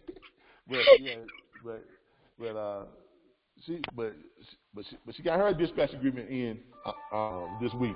Sarita M got her dispatch agreement in. Give me a little power fist. Power fist back to you. I understand. But this is what it's all about. This is what it's all about. You all felt confident enough, or you felt connected enough with our platform and how we do things, that you felt connected enough to join our platform. And you join our platform because it's about teaching you all how to work this industry. And from you all being in it on a day-to-day basis now, and you all are in it. You're not reading about it. You're not watching some video about it. You're not watching. You don't have an ebook that someone is trying to teach you from about it. You all are in this. You all are doing this. You're in the thick of this every single day. You see what it is, and you see for a fact for yourself. You cannot learn this from a book. Ain't no way on God's green earth you gonna learn this from a book. You can't do it. You can't learn it from a course. You can't take a course and learn this business. If you are spending, anybody who spent money on a course, I'm sorry, you wasted your money. And that's just the truth about it. I'm telling you, if you spent money on a course, you wasted your money because you cannot learn. Nobody can learn this from a course. Well, I'm not going to say nobody. 99.99999999999% can't learn it from a course. I can tell you that much.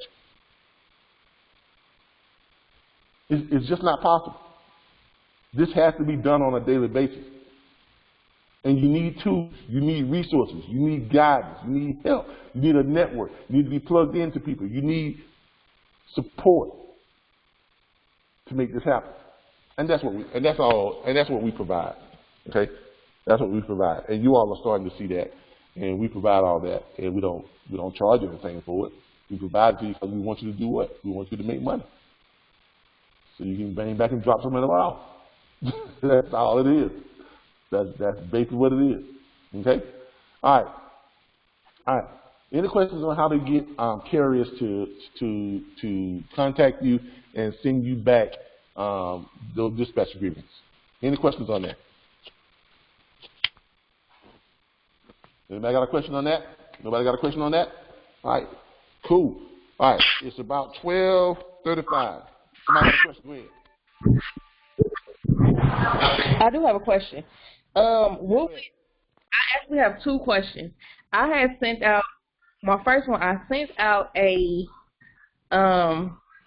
email script thing to one of the brokers.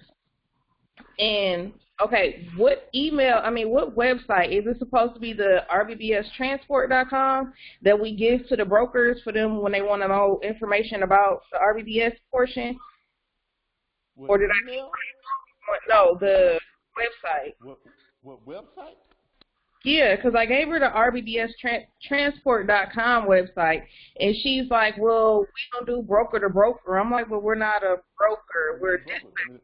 I mean, the website, I don't know what she was looking at. If you gave her RBBStransport.com, then she should have known that it's not a broker. When you get to the site, it's I mean, let's look at the site. Let's look at what she was looking at. I don't know what she looked at. She was like, well, why do you have the $75,000 insurance and have an MC number and this and that if you're just a broker? And like, she just blew me off. What they're doing is this. She's not listening to what you're saying, and she's not pulling up what you're telling her to pull up. She is putting in, what she did was she took, this is why I tell y'all, you promote your stuff. She put in RBBS Transport LLC. You are preaching this like really good. All right. She didn't read that on the site, because if you read the site, what does it tell you? It tells you that when it says, who are we? Right? Yeah, this way. When you go to the who are we area, it tells you what? National Dispatchers Network. It tells you right down here. It tells you we are a dispatching firm. RBBS Transport is a logistical freight dispatching firm. We used to be a broker? Yes, we did. We started out 2.5 years ago as a broker. And if you go straight to Google,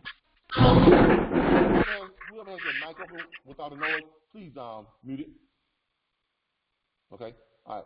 If you go to Google and you Google RBBS Transport, LLC, and this is what she did. She either went to Google or she went into her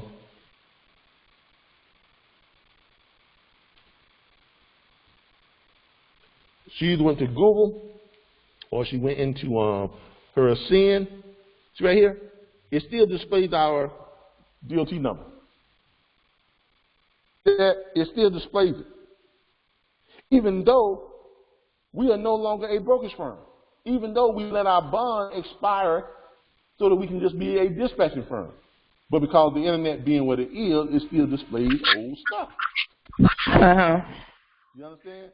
So yeah. If anybody that looks us up, they're going to see what it says, RBBS Transport, LLC, blah, and blah. Come over here, and look here. It says here, you're done. It says here, yep, DOC3. Yes, we have a bond, right? It's actually saying that our bond is active when it is not. Right down here, authority status, right here, insurance coverage, broker, active. I mean, it's still displaying that we are active. We are clearly not. Okay. That might mess us up. And what you can tell people is this: these are people who don't understand how this stuff works or how the internet works. It is going to take a minimum of about 3 years for this to clear off of the internet. Okay. That's why they tell you don't put anything on the internet you don't want to be there for a while. You understand what I'm saying? So it's going to be there for a while. And our bond expired in November. Okay. We made the decision to let our bond expire back last August. And some of you who have been with us for a while, you know the whole story behind it. We made the decision to let our bond expire back last August. And while we're on this subject, this covers a lot of the rumors too out there. Everybody wants to tell you what happened with RBBS, and none of them don't really know, or half of them just making up stuff. Okay, we let our bond expire because we saw how lucrative the training and certification course, the broker training and certification, our investors. Somebody, please mute your mic. There's a lot of background noise on that mic. But our investors took a look at the training and the certification. All these training courses. Community colleges in every town, every city and state, every community college has a freight broker training course. All these freight broker trainers on on the internet. Everybody was charging anywhere from $1,200 to $5,000 for a devilish ebook. An ebook. So when I looked at that and I said, you know what, there's a great business opportunity here if someone can change the game. If someone can come along and provide an actual service that actually shows people how this industry really works and not just feed them a bunch of bullshit. Pardon my French. Okay? Now, if someone can do that, if someone can develop that type of platform, then yes, this would be a great move. But if we were to do that, we had to give up being a broker. Because if we were to do that, we had to show you how to dispatch, freight forward, and broker. And I can't get on here and do the stuff that I'm doing as a broker, because broker can only get loads from where? Brokers can only get loads from shippers that they have under contract. So I wouldn't be able to show you all how to go to load boards and grab loads. I wouldn't be able to show you how to do all that if we had an active bond in place and we were still a brokerage firm. So we made the decision as a company that it would be more lucrative for us and more beneficial to people like yourselves that we can offer this type of program by being a dispatch firm and not being a brokerage firm. Okay? Hence is why we decided to let our bond expire. And by the way, we had to wait till November for our bond to expire because we pay our bond up front every year. We were not one of those companies that finance their bond by having a bond company and we're paying X amount of money per month for a bond. So in case anybody wants to know the truth, we paid the $75 grand one lick sum every year. Okay? Because that's just how we was rolling. All right? So this is the reason why it took so long for our bond to expire. Despite what you heard, okay, despite what you heard, I don't know what you, so forget what you heard, this is how it is, this is how it was. We were not one of those companies that was short on money, okay? That's not, that wasn't our situation. We had money behind us, and our bond was paid out every year, $75,000 check straight to the bond service every year. So we had to wait till November for it to expire. And once it expired, then we went full-fledged ahead with our consulting and training platform. Hence, I see it expired on the FMCSA website.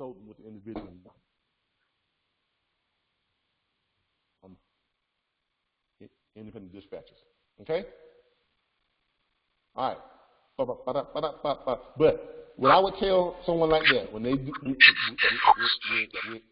that, tell them to look, call up the company, call me.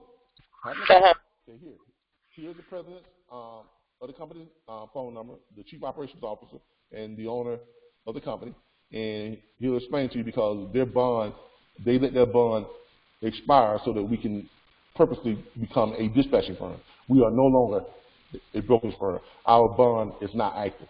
I don't know why some of these places have still got it up as being active, but we are not an active broker. We are an active dispatching firm. Point blank. Okay. All right. My next question, what if we have a driver a carrier who wants to dispatch wants us to dispatch for them, but they're on an operator and like they work with another company because they don't have their authority. So how would that work? Like, okay, because my mom wants me to dispatch for her, but she works for Mercer. Yeah. So how would that work? You do very simple. You do your dispatch agreement with that driver. It's not with the carrier. So it's not with the company. It's with that driver. So that driver, see, that's like me. Back when I was running, I was an owner operator, right? But I did not have my authority. I was running under. I was running loads under Western Express. Okay, when I first started out, I bought my own truck, but I was running loads under Western Express. But Western Express gave me the ability or the authority to find my own loads. So, as me, Calvin Butler, RBBS Transport LLC, which was a carrier during that time, a single truck carrier, a company, my company, me, I hired my own dispatcher to find me loads. Not to find Western Express loads, to find me loads. So when I got my cut from Western Express, I shot my dispatcher 10% because I felt it was worth it to me to keep me from having to find loads, and he just supplied me with loads. You see how that works? So question, Mr. Charles, Calvin. Yeah, go ahead. So, for an owner, operator, or carrier under a company using their authority, when they fill out the dispatch agreement, they're going to put their name but use the company's MC and DOT on the dispatch agreement? Yeah, because that's the MC number and the DOT number that they're running under. But Okay. your agreement is with that carrier. Your agreement is with that owner operator. You understand what I'm saying? Now, in some cases, that owner operator is sending that over to their carrier, because you got some ones that send them over to their carrier, and the carrier company fills that out, which means they're saying if that company fills it out, that means you just signed on to dispatch for that company and however many trucks they got. Right. You understand what I'm saying? If you're reaching out to a carrier, this is what I mean by you can't learn this stuff in a book. It's too much stuff going on. It's too many roads that lead off into here, paths that go here, angles that go here, turns that come here. Ain't no way you learn all this stuff in a book, man. You just can't do it. Because you have owner-operators without authority, and you have owner-operators with authority. An independent dispatcher can dispatch for owner-operators without authority, owner-operators with authority, and a carrier group. Now, it depends on what level they're signing in that dispatch agreement. If you're reaching out to an owner-operator without authority, your agreement is with that owner-operator, is with that driver, that owner-operator, okay? Not with the company he is pulling for, but with that owner-operator. So if you send that owner-operator a load, let's say that load pays $3,000, all right? The load pays $3,000. If that owner-operator gets 73.3% of that load fee, right? Are y'all following me? If that owner-operator gets 73.3% of that load fee, who has a calculator on them real quick? Gotcha. All right. So if the load is paying $3,000, that owner-operator's cut is 73.25%, or just whatever the percentage is. What's that of 3,000?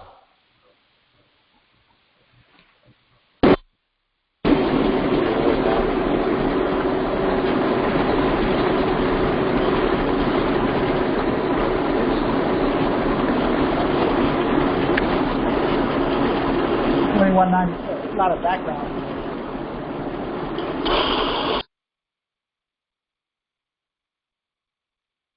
All right, Charles, what's the figures on that?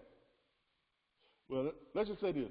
Let's say it comes out to be, out of that $3,000, let's just say it comes out to be $2,700, okay? If it comes out to be $2,700, that means that owner-operator owes you 10% of his pay, right? So that's $270. You see what I'm saying? Because right. you are contracted with that is a non-authority owner-operator. Now, if that owner-operator is an authority owner, that means he runs that truck. He owns that truck. It's his truck. He owns it. He has his own authority. He's running under his own authority. So that means that $3,000, he owes you $300. Right. So he's getting the whole $3,000. Right. Or if that is a carrier, now if that's a carrier division, that means every truck that is leased on with them, every truck that they own, every truck that is in their division, every truck that they own, you can dispatch for. If you sign on the carrier division, you got 40 trucks, guess what? You got 40 trucks that you can dispatch for. Sign on the carrier division, you got 300 trucks, guess what? You got 300 trucks that you can dispatch for. You can call up each one of those trucks and say, hey, I'm a contracted dispatcher with such and such order, and I see you in truck number such and such and such. Where you at? See if I can find you a load real quick. How much money do you need to run that load? You see what I'm saying? Yeah, I got you. All we're doing is, and look, all we're doing is we're giving you all the tools, the resources, the knowledge, the training to kind of combine all this stuff. Now it's up to you all to actually put this into working mode. We teach it to you. We demonstrate to you how it works, and we advise you on it. We give you the support, the tools, the resources, and call those up, ask us questions. We give you all that stuff, but it's up to you all to kind of take all this stuff, and then you got to apply it. But we give you, my God, we give y'all everything y'all need. I mean, I mean, any of y'all that feels like we don't give y'all 100% more than what anyone else is giving, please let me know. Because if there's another course out there, if there's one of them quote unquote courses out there that are providing you half the stuff that we provide you all, let me know. I haven't come across anybody yet that even comes close to what we provide. Tony Wash says, for the last time for me, after sending the terms, my setup profile information, how long does, all right, Tony, where are you sending your, let's prove something to you, Tony, okay? Did you send your setup information to dispatch@rbbstransport.com? Because if you did, you would have it for the last time, Tony. Let me go in here and find this for you. Hello? Yeah, Hello, can you hear me, Kevin? I hear you fine. Yes, can you hear me?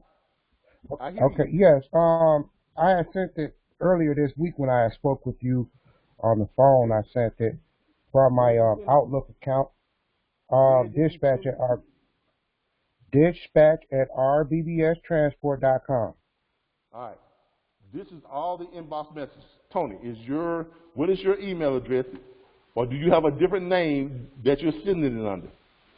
I sent it under the Tony Wash 89 at outlook.com, and I just sent it today. Let's look for, well, we're not going to count the one you sent today.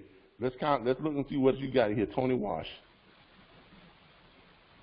You say Tony Wash? Yes. Let's look for all incoming mails, Tony Wash. Now, what you have, we have one email from Tony Wash. Okay? I have an email from Tony Wash. Tony, you know why your emails were not coming through? No. You have that doggone Boxy account. You have Boxby? Not to my knowledge. Right there, it says Boxby. Tony Wash, which is not your guest, it's not on your guest list. Approved sender, approved domain. See, stuff like this, the dispatchers, they're never going to see this stuff.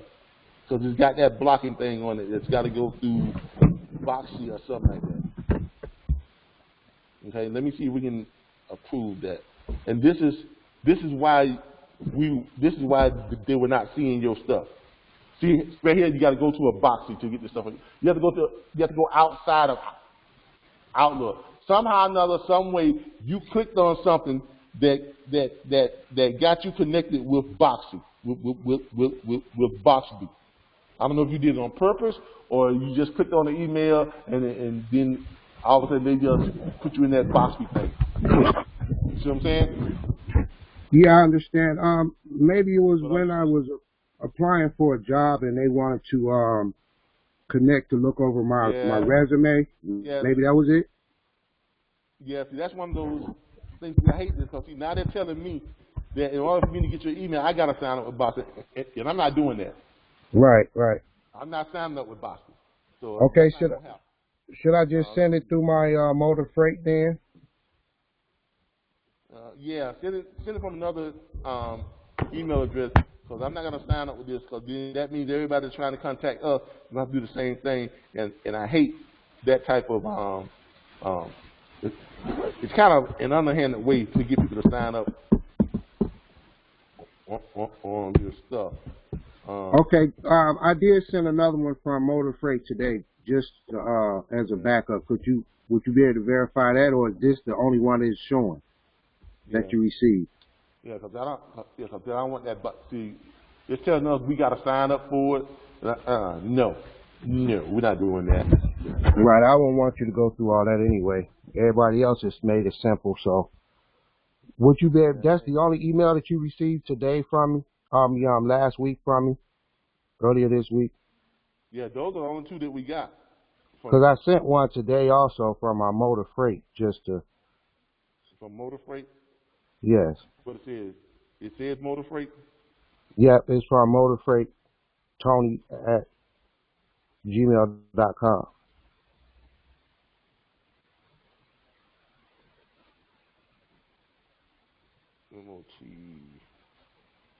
O-R, it don't look like it's on there. F-R-E-I-G-H-T. Motor Freight, right? Yep, F-R-E-I-G-H-T. Tony. It doesn't Don't look like it's on there. Yeah, I don't see anything from that. All right. But yeah, just send it back over to us from that Gmail account. Okay. So that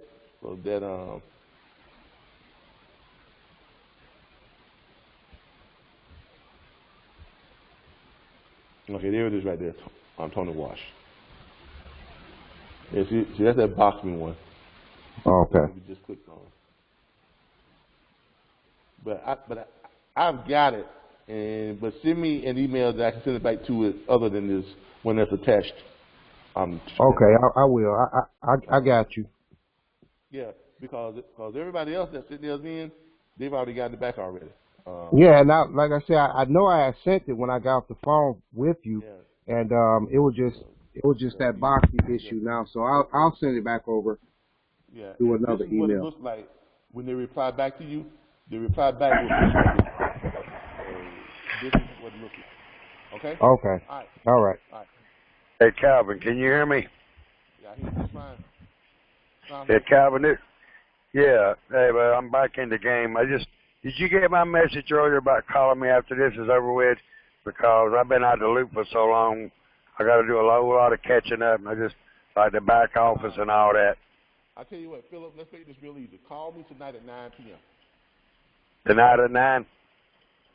Okay. All right. I'll call. Because as soon as I get through with this, I've got to go to some event with my daughter, and I'm gonna be tired. Right. Of that. And I don't want to lie to you. I'm gonna be tired of that. Just about most of the afternoon, and then but call me about 8:30, 9 p.m. tonight, and I have time that I can dedicate. Okay, then no problem. To you only. Okay. Thank you, sir. And good to have you back in the loop, man. All right, man. I'm glad to be back. I'll explain it when I talk to you tonight. No big deal. Okay. But I'll talk to you then. All right, then. All right, bye. All right. And see, that right there is the beauty of how we're set up.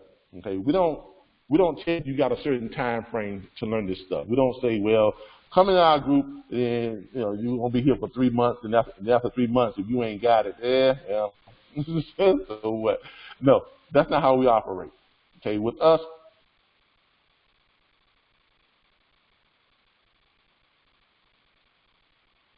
Okay, we don't ask that you pay for a whole lot of stuff other than stuff extra that you want. If you want your own completely incoming and outgoing dedicated domain email address, $5 a month. But if you just want our regular domain email forwarding address, we take care of that. That's already paid for. That's free for you. Okay? Calvin? But other than that, we don't ask you to pay for anything. Go ahead. Calvin, I have a question. Last week we talked about a send that we needed to do that on our end for us. Is there any other thing that we might also need to do in addition to a send on our end? In addition to a send? No, and I mean you don't have to do a send. You can do. I recommend a send. If not, now don't get me wrong. I don't want y'all to think that I'm telling you all have to have a send, because you don't. You don't. You don't have to have a TMS system at all if you don't want it. I'm just saying a TMS system makes life easier for you.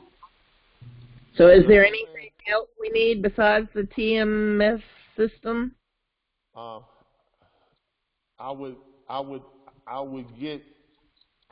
use Square. Okay? I got that already. Yeah. Square helps you manage all of your. Let me tell you something about Square as a business. Tell y'all something about Square as a business. Square has something called Square Capital. And when you all start generating regular money coming through Square, if you like your invoices when you send them out and the carriers pay you back, that's why we only get paid. And this is one of the reasons why we only accept payments through Square. When you all process your enrollment, it comes through Square. When we send out the invoices to the carriers, it's processed through Square. When we send out stuff on the referral fees, it's processed through Square.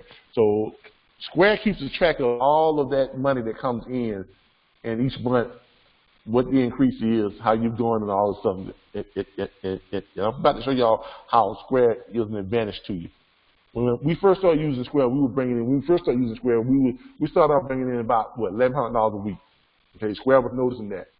After about 3 months, Square contacted us through Square Capital and said, hey, you've been averaging about $1,100, $1,200 a week for the last 3 months.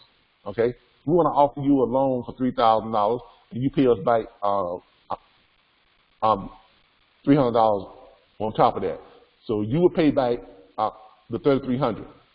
Now, the way we collect this money, you don't send us a payment. No, when we collect this money, since you have money that's coming in all the time, we're going to take 8.25% from each one of your transactions that come in to pay back that loan.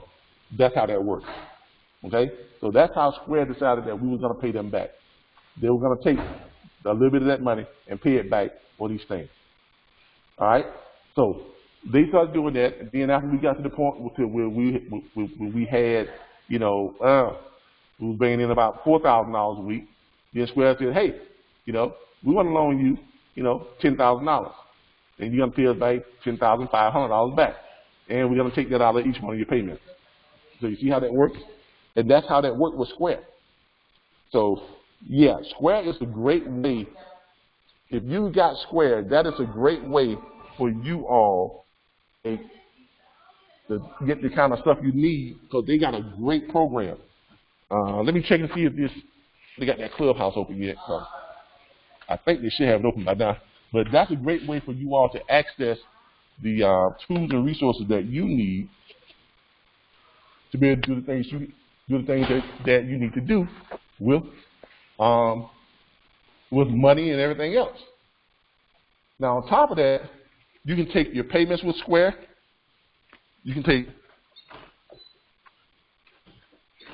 payments with Square. You can do a whole lot of stuff with Square. Okay?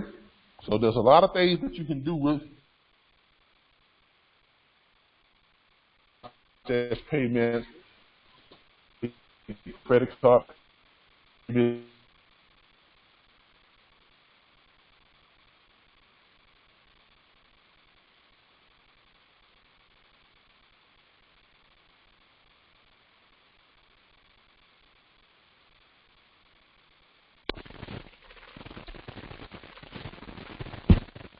Morning.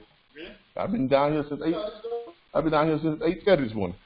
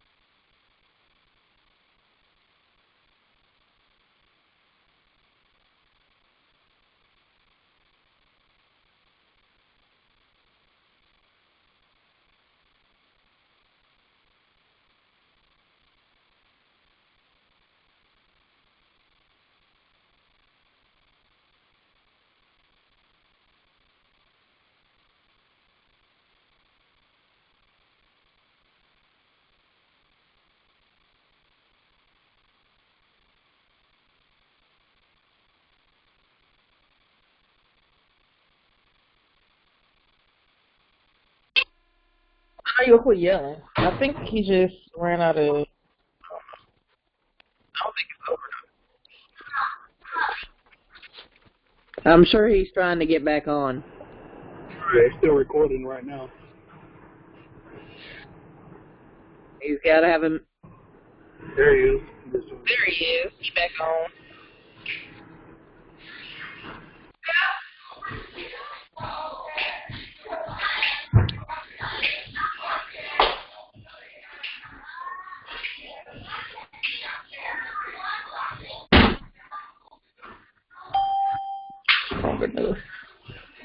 All right, sorry about that, everybody. I was talking with the staff here, and they gave me access to the our area where we're going to be doing our broadcast from.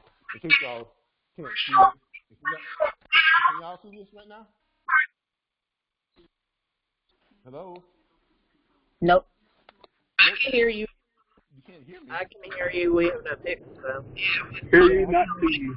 I can hear you. Hold on here. Let's see something here. What we Hey, got. Calvin, your camera is off. My camera is off. My camera's supposed to be on.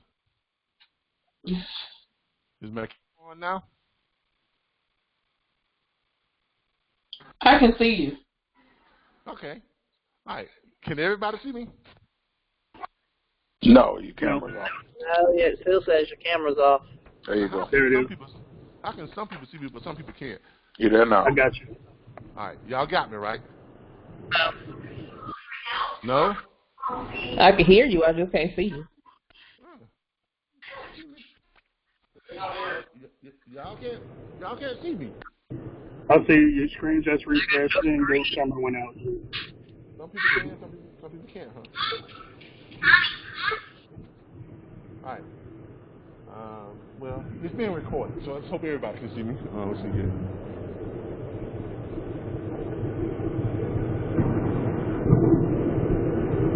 I think it's still being recorded. All right. So, this is, can y'all see our clubhouse? This is going to be our broadcast studio. This is what we're going to be booking every Saturday for the next foreseeable future. From here on out. So y'all can see here. Hey, can y'all see it now? Yes. All right, great. Yeah, I can see it. Yeah. All right. But this is going to be our broadcast studio. Book this every Saturday from 10:30 until 1:30 every Saturday, and this is going to be our broadcast studio, as you all can see here. And this is the billiards room, along with the theater room, and I'm working on a way to figure out how I can connect you all with the theater area so we can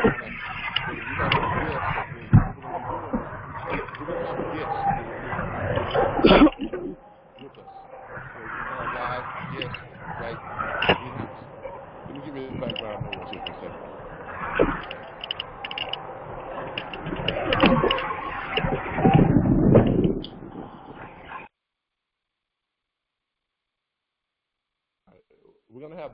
We're gonna be having live guests who are here every week, and they're gonna be here, and it's gonna be interactive.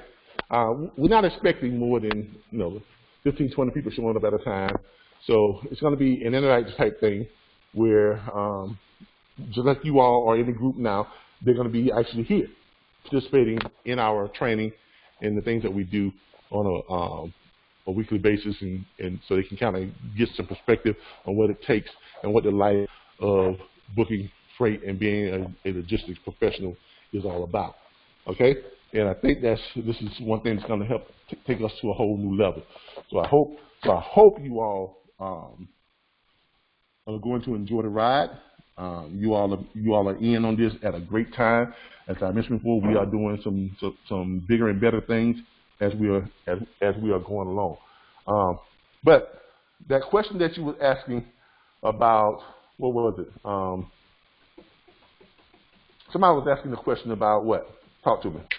Besides a TMS system, is there anything else that we need to also have besides Square and TMS? Square is one of them, and for the reasons that I told you, you can, and when Square makes you that offer, that is with no credit check. That is solely based on the money on Square seeing what your revenue is And when they make you the offer, you're already approved. When Square makes you that offer through Square Capital, you are already approved. So as your money grows, so does their loan offers grow. Because at first they offered us $3,000, we paid back the $3,300. Then they offered us $10,000, we paid back the $10,500. The next one they made us was $25,000, and we are just getting ready to pay that one off now.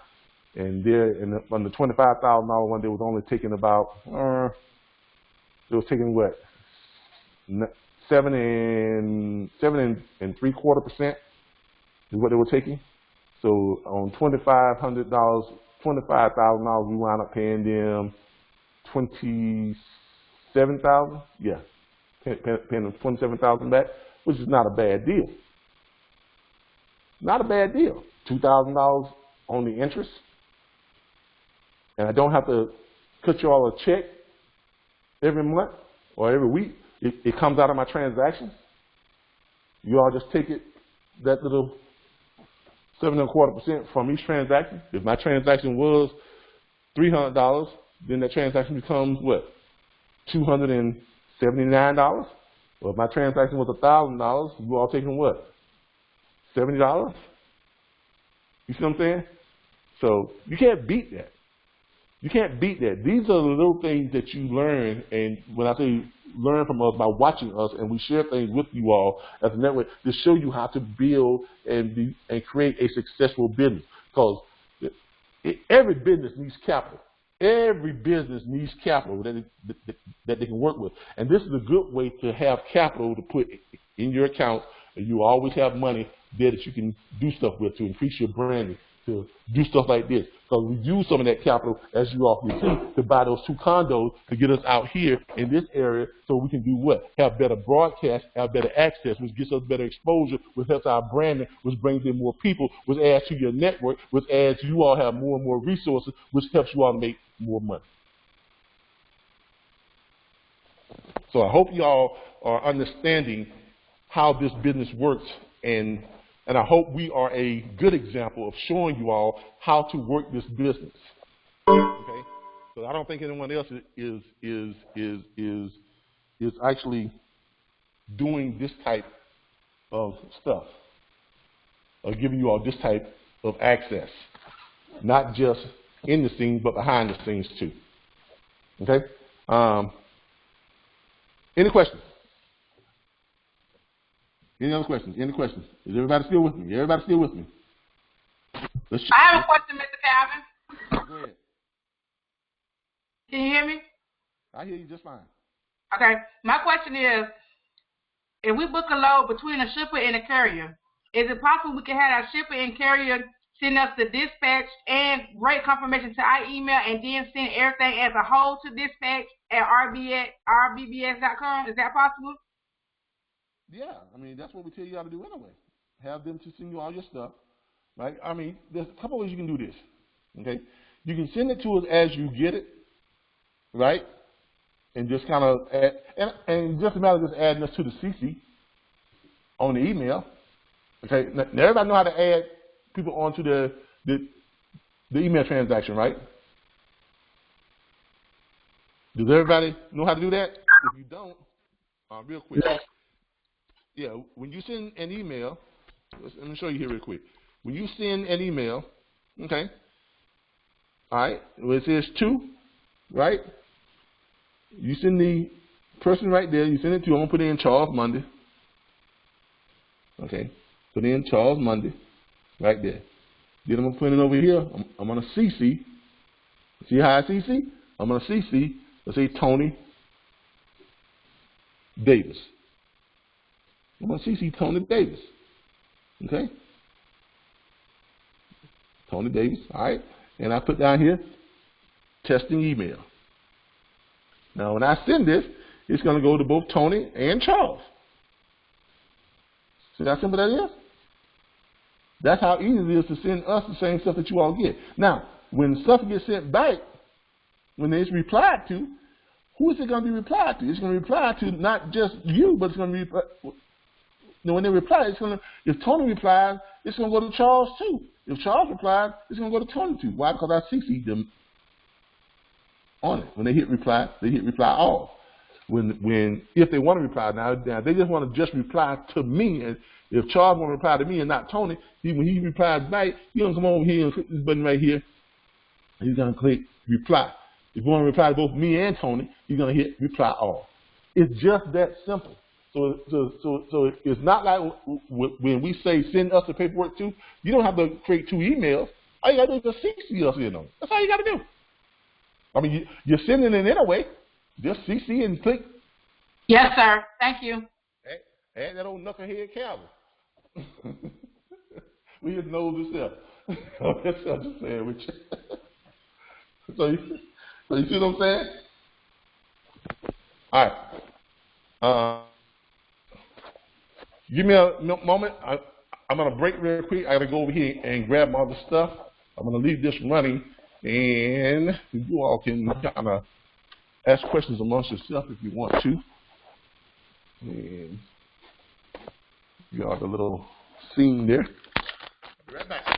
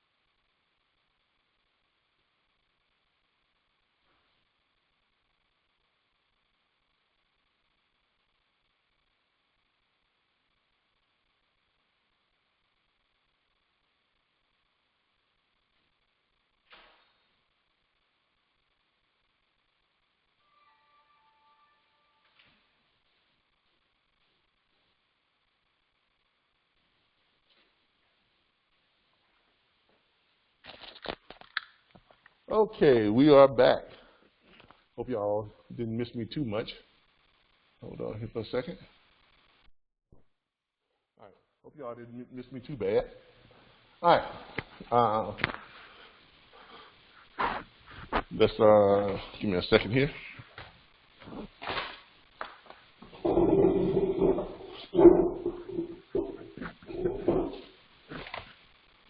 Okay, there we go. All right. What other questions do we have here? So we're getting ready to wrap this up. We're not going to be on here all day today. I got some other stuff I need to shoot before I head off to my daughter's little event. But does everyone understand what I mean by just adding us to the CC? Does everyone understand? Yes, sir. All right. And I hope that answered that question for you. I hope I was able to answer that question for you. Yes, sir, you did. Okay, great. All right. What else we needed to go over? Let me read this right here. Everybody hears me fine. Everybody hears me fine. All right. So today we have gone. Let's recap. Today we have gone over how to get the carriers to send in your dispatch agreement on the follow-up, how to follow up, how to entice them or motivate them to send that dispatch agreement back in. Remember, be yourself, because when you're being yourself, that's what works for you. Okay, don't call up trying to be all Joe Pro professional, because that may not work for you. If you're gonna sound uncomfortable, when you sound uncomfortable, you're gonna sound like you're trying to fake the phone, and nobody wants a faker. Everybody wants some realness, somebody who's real with them. Okay, so just be real with these guys. Get on their level, be real with them. I mean, y'all know what I'm talking about. Okay, this is not hard, not hard at all. She either said, Calvin, is it okay to share a load off of another load board that someone may have without posting it? Yeah. Yeah. Because they try to get the load booked, right? Get it booked. On filling out dispatch agreements on the address line, what address do we use? Well, let's go over that real quick since I asked that question and have a specific question about that dispatch agreement. Let's go get that dispatch agreement. Let's go get that dispatch agreement. Let's go get that dispatch agreement. We'll get to that off-topic thing here in a second here.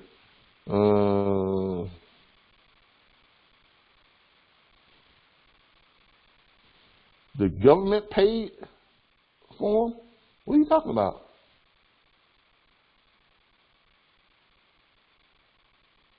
Angie, what are you talking about? The government paid? Are you talking about the career placement? Okay, that's on our training site. The RBBS. Here, I'll show you that in a second. Give me a second. That's on our training site.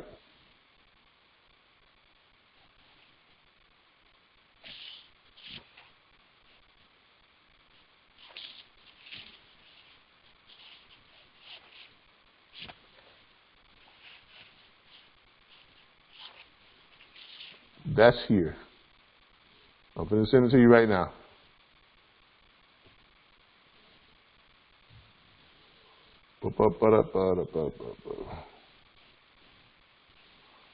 It's on our training site, the RBBSLLC.org. Okay, and when you get there, as you all can see here, you all can still see my screen, right? All right. When you get there, you're going to go to Career Fairs. Click on Career Fairs, and there it is right there. There's all your information on that right there. You can even download.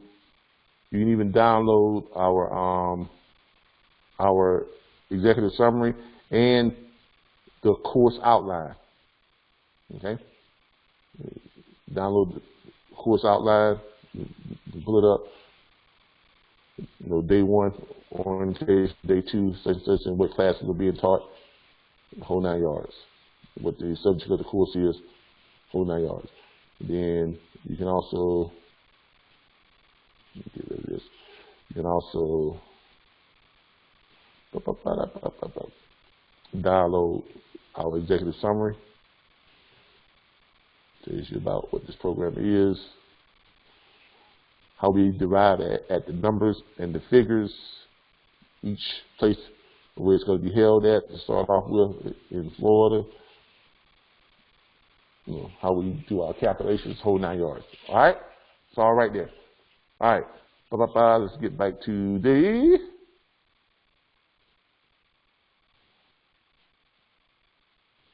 let's get back to this right here. All right. This dispatch agreement. Let's open it up.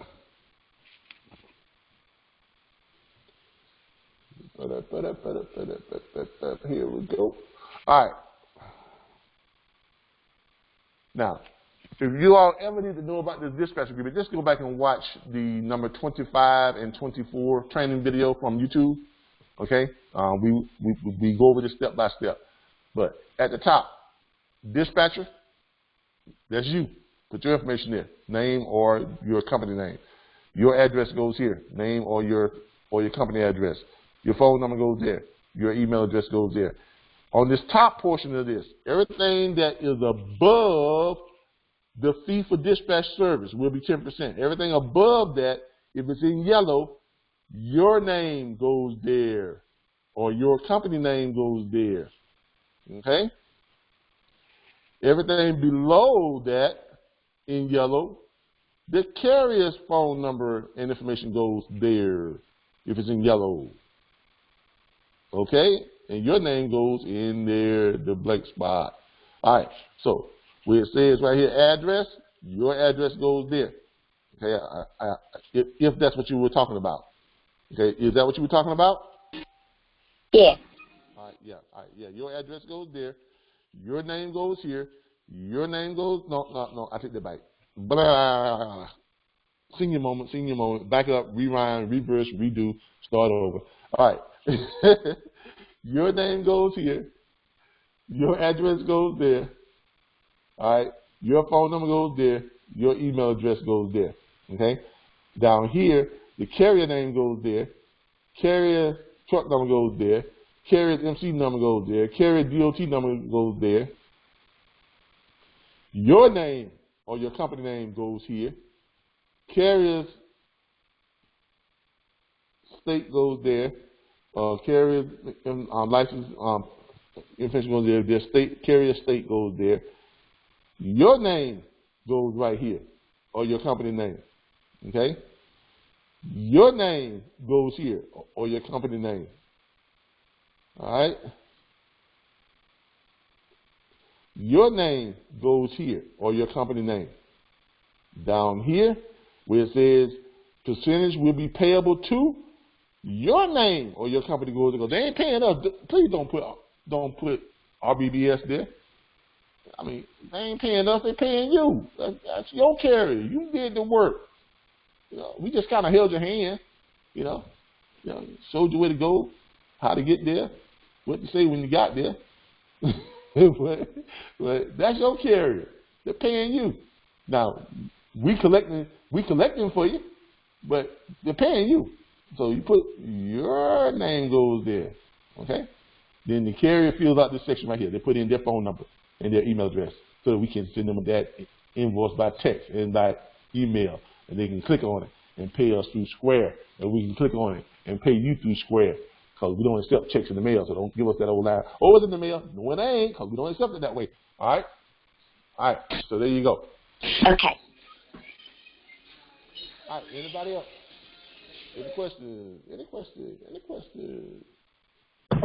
Hello, Calvin. Yeah. Yes. Can we use like a DocuSign or one of those electronic signatures to send it to the carriers? Yeah. Anything that makes your life easy, by all means, use technology. I'm a big fan of technology. Use it. So when we go to the back office and pull up the dispatcher contract and go, if I'm using my phone, if I'm not with my laptop, and I pull it up and send it to their email, they can click on it and add their stuff into it, or do I need to go through like an Outlook or something? To be honest with you, I would not send this by phone, from my phone. Because you ever notice how you get stuff that gets sent from a phone and it looks different? And then there's some things you can do with it and some things you can't do with it. I wouldn't take that chance sending, this stuff through your phone. Now you can, like if you're in a situation where you don't have a choice and you're in a hurry, whatever it has to be, yeah, do that. If at all possible, if you can get yourself a tablet, like a little tablet or something, I keep this with me at all times. It's like a little tablet. When I don't have my laptop, I've got this. I never go anywhere without either this or my laptop. But if I don't have my laptop, I've got this, so I can send stuff. Hold on if y'all can see that. Yeah, there we go. I always, keep this with me. I can send stuff at all times. I can kind of do the same things I do on my laptop. I got like a little keypad thing that you roll out forward. You put it in right here. You roll out the little keypad, and I can kind of, type stuff on it and stuff. This is there if I want to. But yeah, get yourself a nice little tablet, something that you can use other than your phone, because that phone is not going to always send it in the format you need it, and it's kind of hard to read stuff on the phone.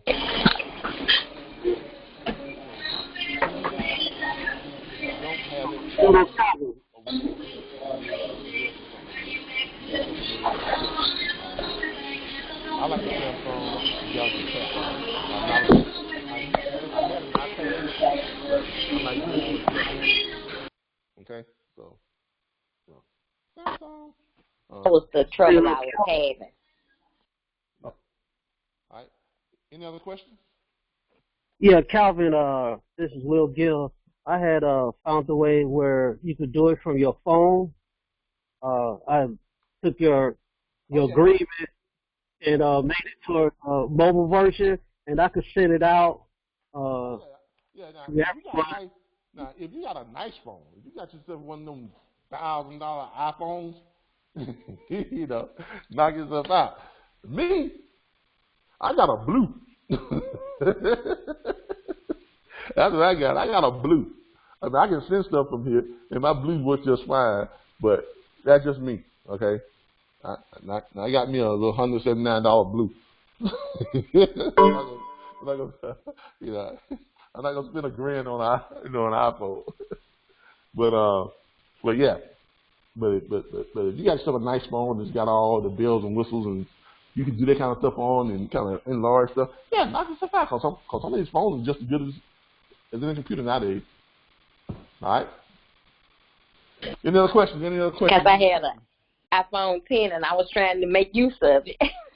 Yeah. Hey, go right on and use that bad boy. Yes. Send that DocuSign on that iPhone 10. Get your grand out of that bad boy. I don't blame you.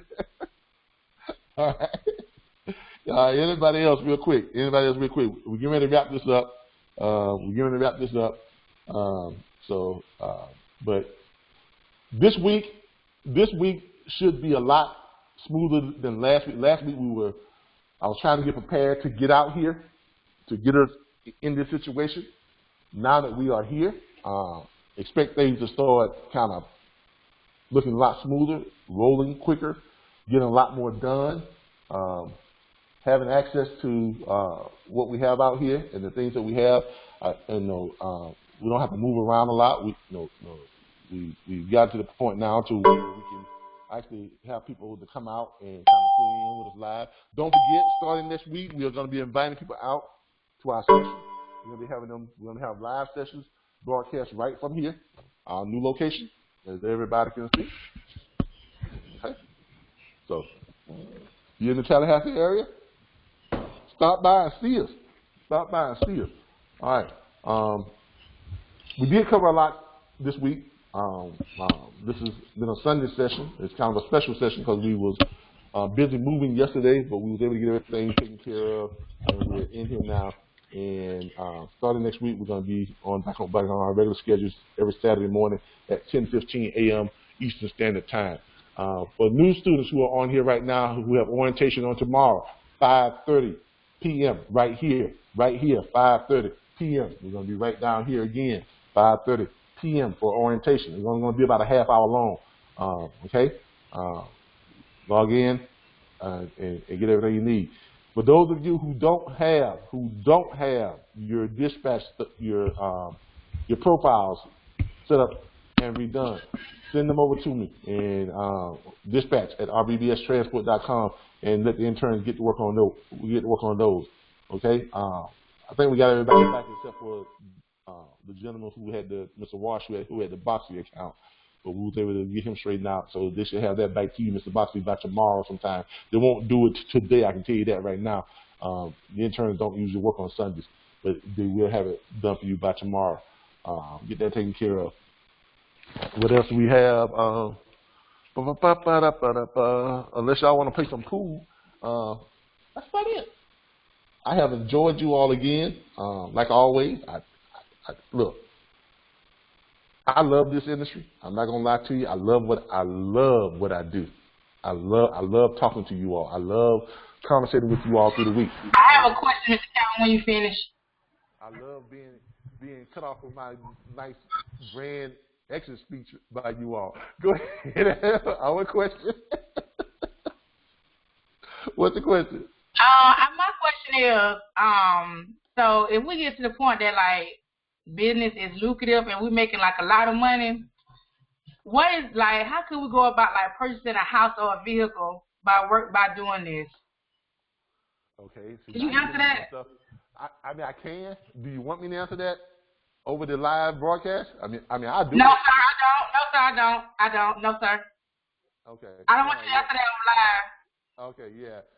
Okay. Give me call me later on, and that's something that we'll consult with each person on, because we got to get into what type of stuff you have at your disposal, as far as what type of, if you're looking for credit options, if you don't, I can give you advice on different things depending on your situation, but I got to know your situation. You understand what I'm saying? And I don't want to put that out. Yes, sir. I can wait. I can wait. All right. Yeah, but if any of you have questions about that type of stuff, I can tell you some great. Now, here's some things I can tell you. This, now, I will tell you all this. How many of you have heard of the RBBS.com, when you take your house or your apartment or whatever, you put it on where people can come in and rent it? Have y'all heard of that? Yeah. No, I haven't. No. Yeah. Airbnb. Airbnb.com. Okay, it's Airbnb.com. Yes. Airbnb is a platform that someone came up with. I wish I had thought of it. God knows. It's a platform that somebody came up with, and actually, y'all better learn that there's something to this becoming a billionaire thing by giving stuff away. Okay. Now I want y'all to kind of keep your eye open for stuff like that, because that billionaire was not lying to me. Airbnb.com, here's what they do. They develop a platform where you can go to their website and you can list, you join for free. It doesn't cost them nothing to join. Join them for free. They're giving it away now. There's some business websites and they're giving away this thing, right? They're giving away this platform. You join for free. You go to Airbnb.com and you take pictures of your place, whether it be an apartment, whether it be in a house, whether it be a tree house, whether it be an outback shack, or whatever it is. If you got walls and a place for somebody to lay down in it, you can put it on Airbnb.com, and when people are in your area, they can rent it just like a hotel room. It's great for those football towns and areas like this and that, where you can just rent out your place. People come in, they be paying them $300, $400, $500, $600 a night for a room, and well, you can rent your room out to them for $200, $400 a night doing them big football games. Or you can rent it just any time during the regular year or whatever. People will pay $50, $60, $70 per night to come stay in your bedroom, sleep, make use of your kitchen, whatever, this and that. All right? People are making serious money with this. People are able to pay their mortgages and still make money. They're able to pay their rent and still have money on top, on top of it. Any of y'all ever wonder why I bought 3 condos instead of just one? And why? And it's just me. Why did I buy one with what they call a 2-bedroom, 2 dens, and 4 baths? I don't need that much space. But there's an investment strategy to that. Okay, the reason why I bought 3 condos is because I'm putting them on Airbnb.com. Okay, I can get 60 right now when there's nothing going on here in town. I can get anywhere from $60 to $100 per night per room. Airbnb, they collect it. The person goes on there, fills out the information, they leave their ID, they do the background check, whatever the little quick check on, whatever they do, and they book the room, just like you do with any other hotel booking. They're doing all this stuff as you're booking it. I mean, there's nothing that they have to do anything extra. It's just that as they're booking it and they put in the information, Airbnb is verifying all the information, their credit card information, their identity, stuff like that. They take the payment. They send the payment over to you minus 3%. They keep the 3%. That's how they make their money. Now, if you go out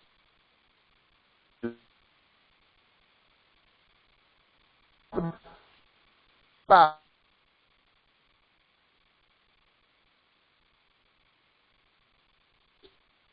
an apartment, like this place out here, they rent these places out, but their bank sells these apartments. The people up front, they don't know that. People that out here at the, they don't know that the bank sells this stuff. All they know is I showed up and said, hey, I got these 3 right here, mine. That's all they know. You see what I'm saying? Because I went directly to the bank and said, what properties do you all have here in town that in apartment complexes that you all are selling the apartments on? And banks that in order to recoup their losses, they will sell a portion of their apartment complexes to individuals. Once you qualify for it, you're good. You can get a 4-bedroom, 4-bath apartment, like the one I have, for under $50,000 in some cases. That's a whole lot less than you can buy a 4-bedroom, 4-bath house for. It's still about 1,400 square feet. You got the same space. And you get all these amenities that go along with it. Now this is outside of freight broker training, but this is just advice that I'm giving to you all. You get all these amenities. Now, when somebody from Airbnb who is looking to rent a place for the night or for the week or the next couple of days, would they rather go stay at a hotel or would they rather come and stay here? But they got access to what? A nice big clubhouse. They got a huge pool that has plenty of entertainment value. They've got, it's gated community, code access only, huge pool area. They got, nice clubhouse, nice apartment that they can stay in, and it's more like home and not like a hotel. They got access to a theater room, pool tables and stuff like that. They come here and mingle and do the things they want to do, and they're paying what, $60 to $100 per night. Okay, if you pick yourself up 2 or 3 of those at $40,000, $50,000, $60,000 each, your mortgage payment is going to be, $189 a month, $210 a month, plus your insurance. You're looking at about $210, $220. On the one that's $210, you're looking at about $230, $240 a month. You can't do nothing but make money. How can you not make money on that? If they're paying you $60 to $100 a night to come stay, you just make sure you go over there and clean it out, when they leave, put fresh toilet paper on the toilet roll. You know what I'm saying? That type of stuff. Be a gracious host when they come when they come. You can either meet them and say, hey, how you doing? Thank you for choosing my place. Here's your apartment. Here's the key.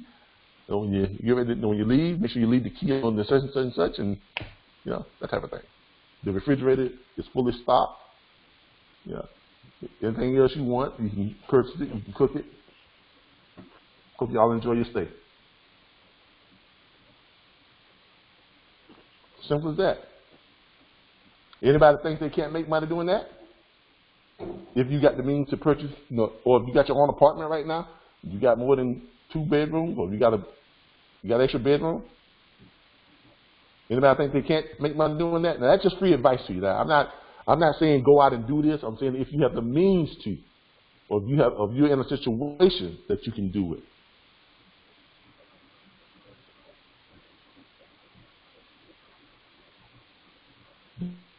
You can do it.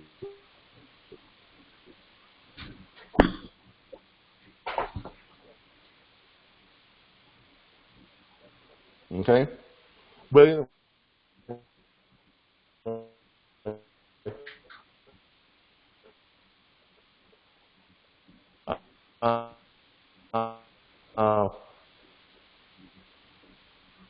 don't see the day-to-day stuff that we go through together, and we go through a lot together. I know we do, but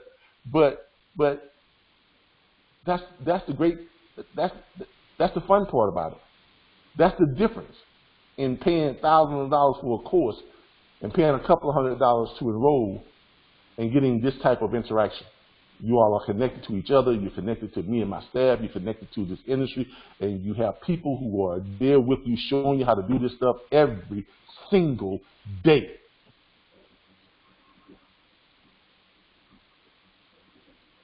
That's what we have.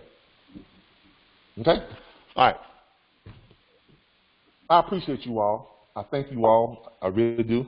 Look forward to these operational training sessions every week. I really do. I really do look forward to them. And I hate it when we have to postpone them on Saturdays and do them at a later time. But I do appreciate you all. And I want to thank you all for tuning in again. I want to thank you all for being there every week. I want to thank you all for, don't forget, referrals. You send those over to training at theRBBSLLC.org. Send all your referrals over there. And if you send the referrals and they sign up, we get you your $50. So get this over to us. Tony Wash says financial freedom and flexibility. Exactly. That's what it's all about. Financial freedom and flexibility. Also, for those of you who don't know, we have a group called the 100 Strong. Look for it on Facebook. Check it out. It's called The 100 Strong. The 100 Strong. Look for it on Facebook. I'm going to type it in here real quick.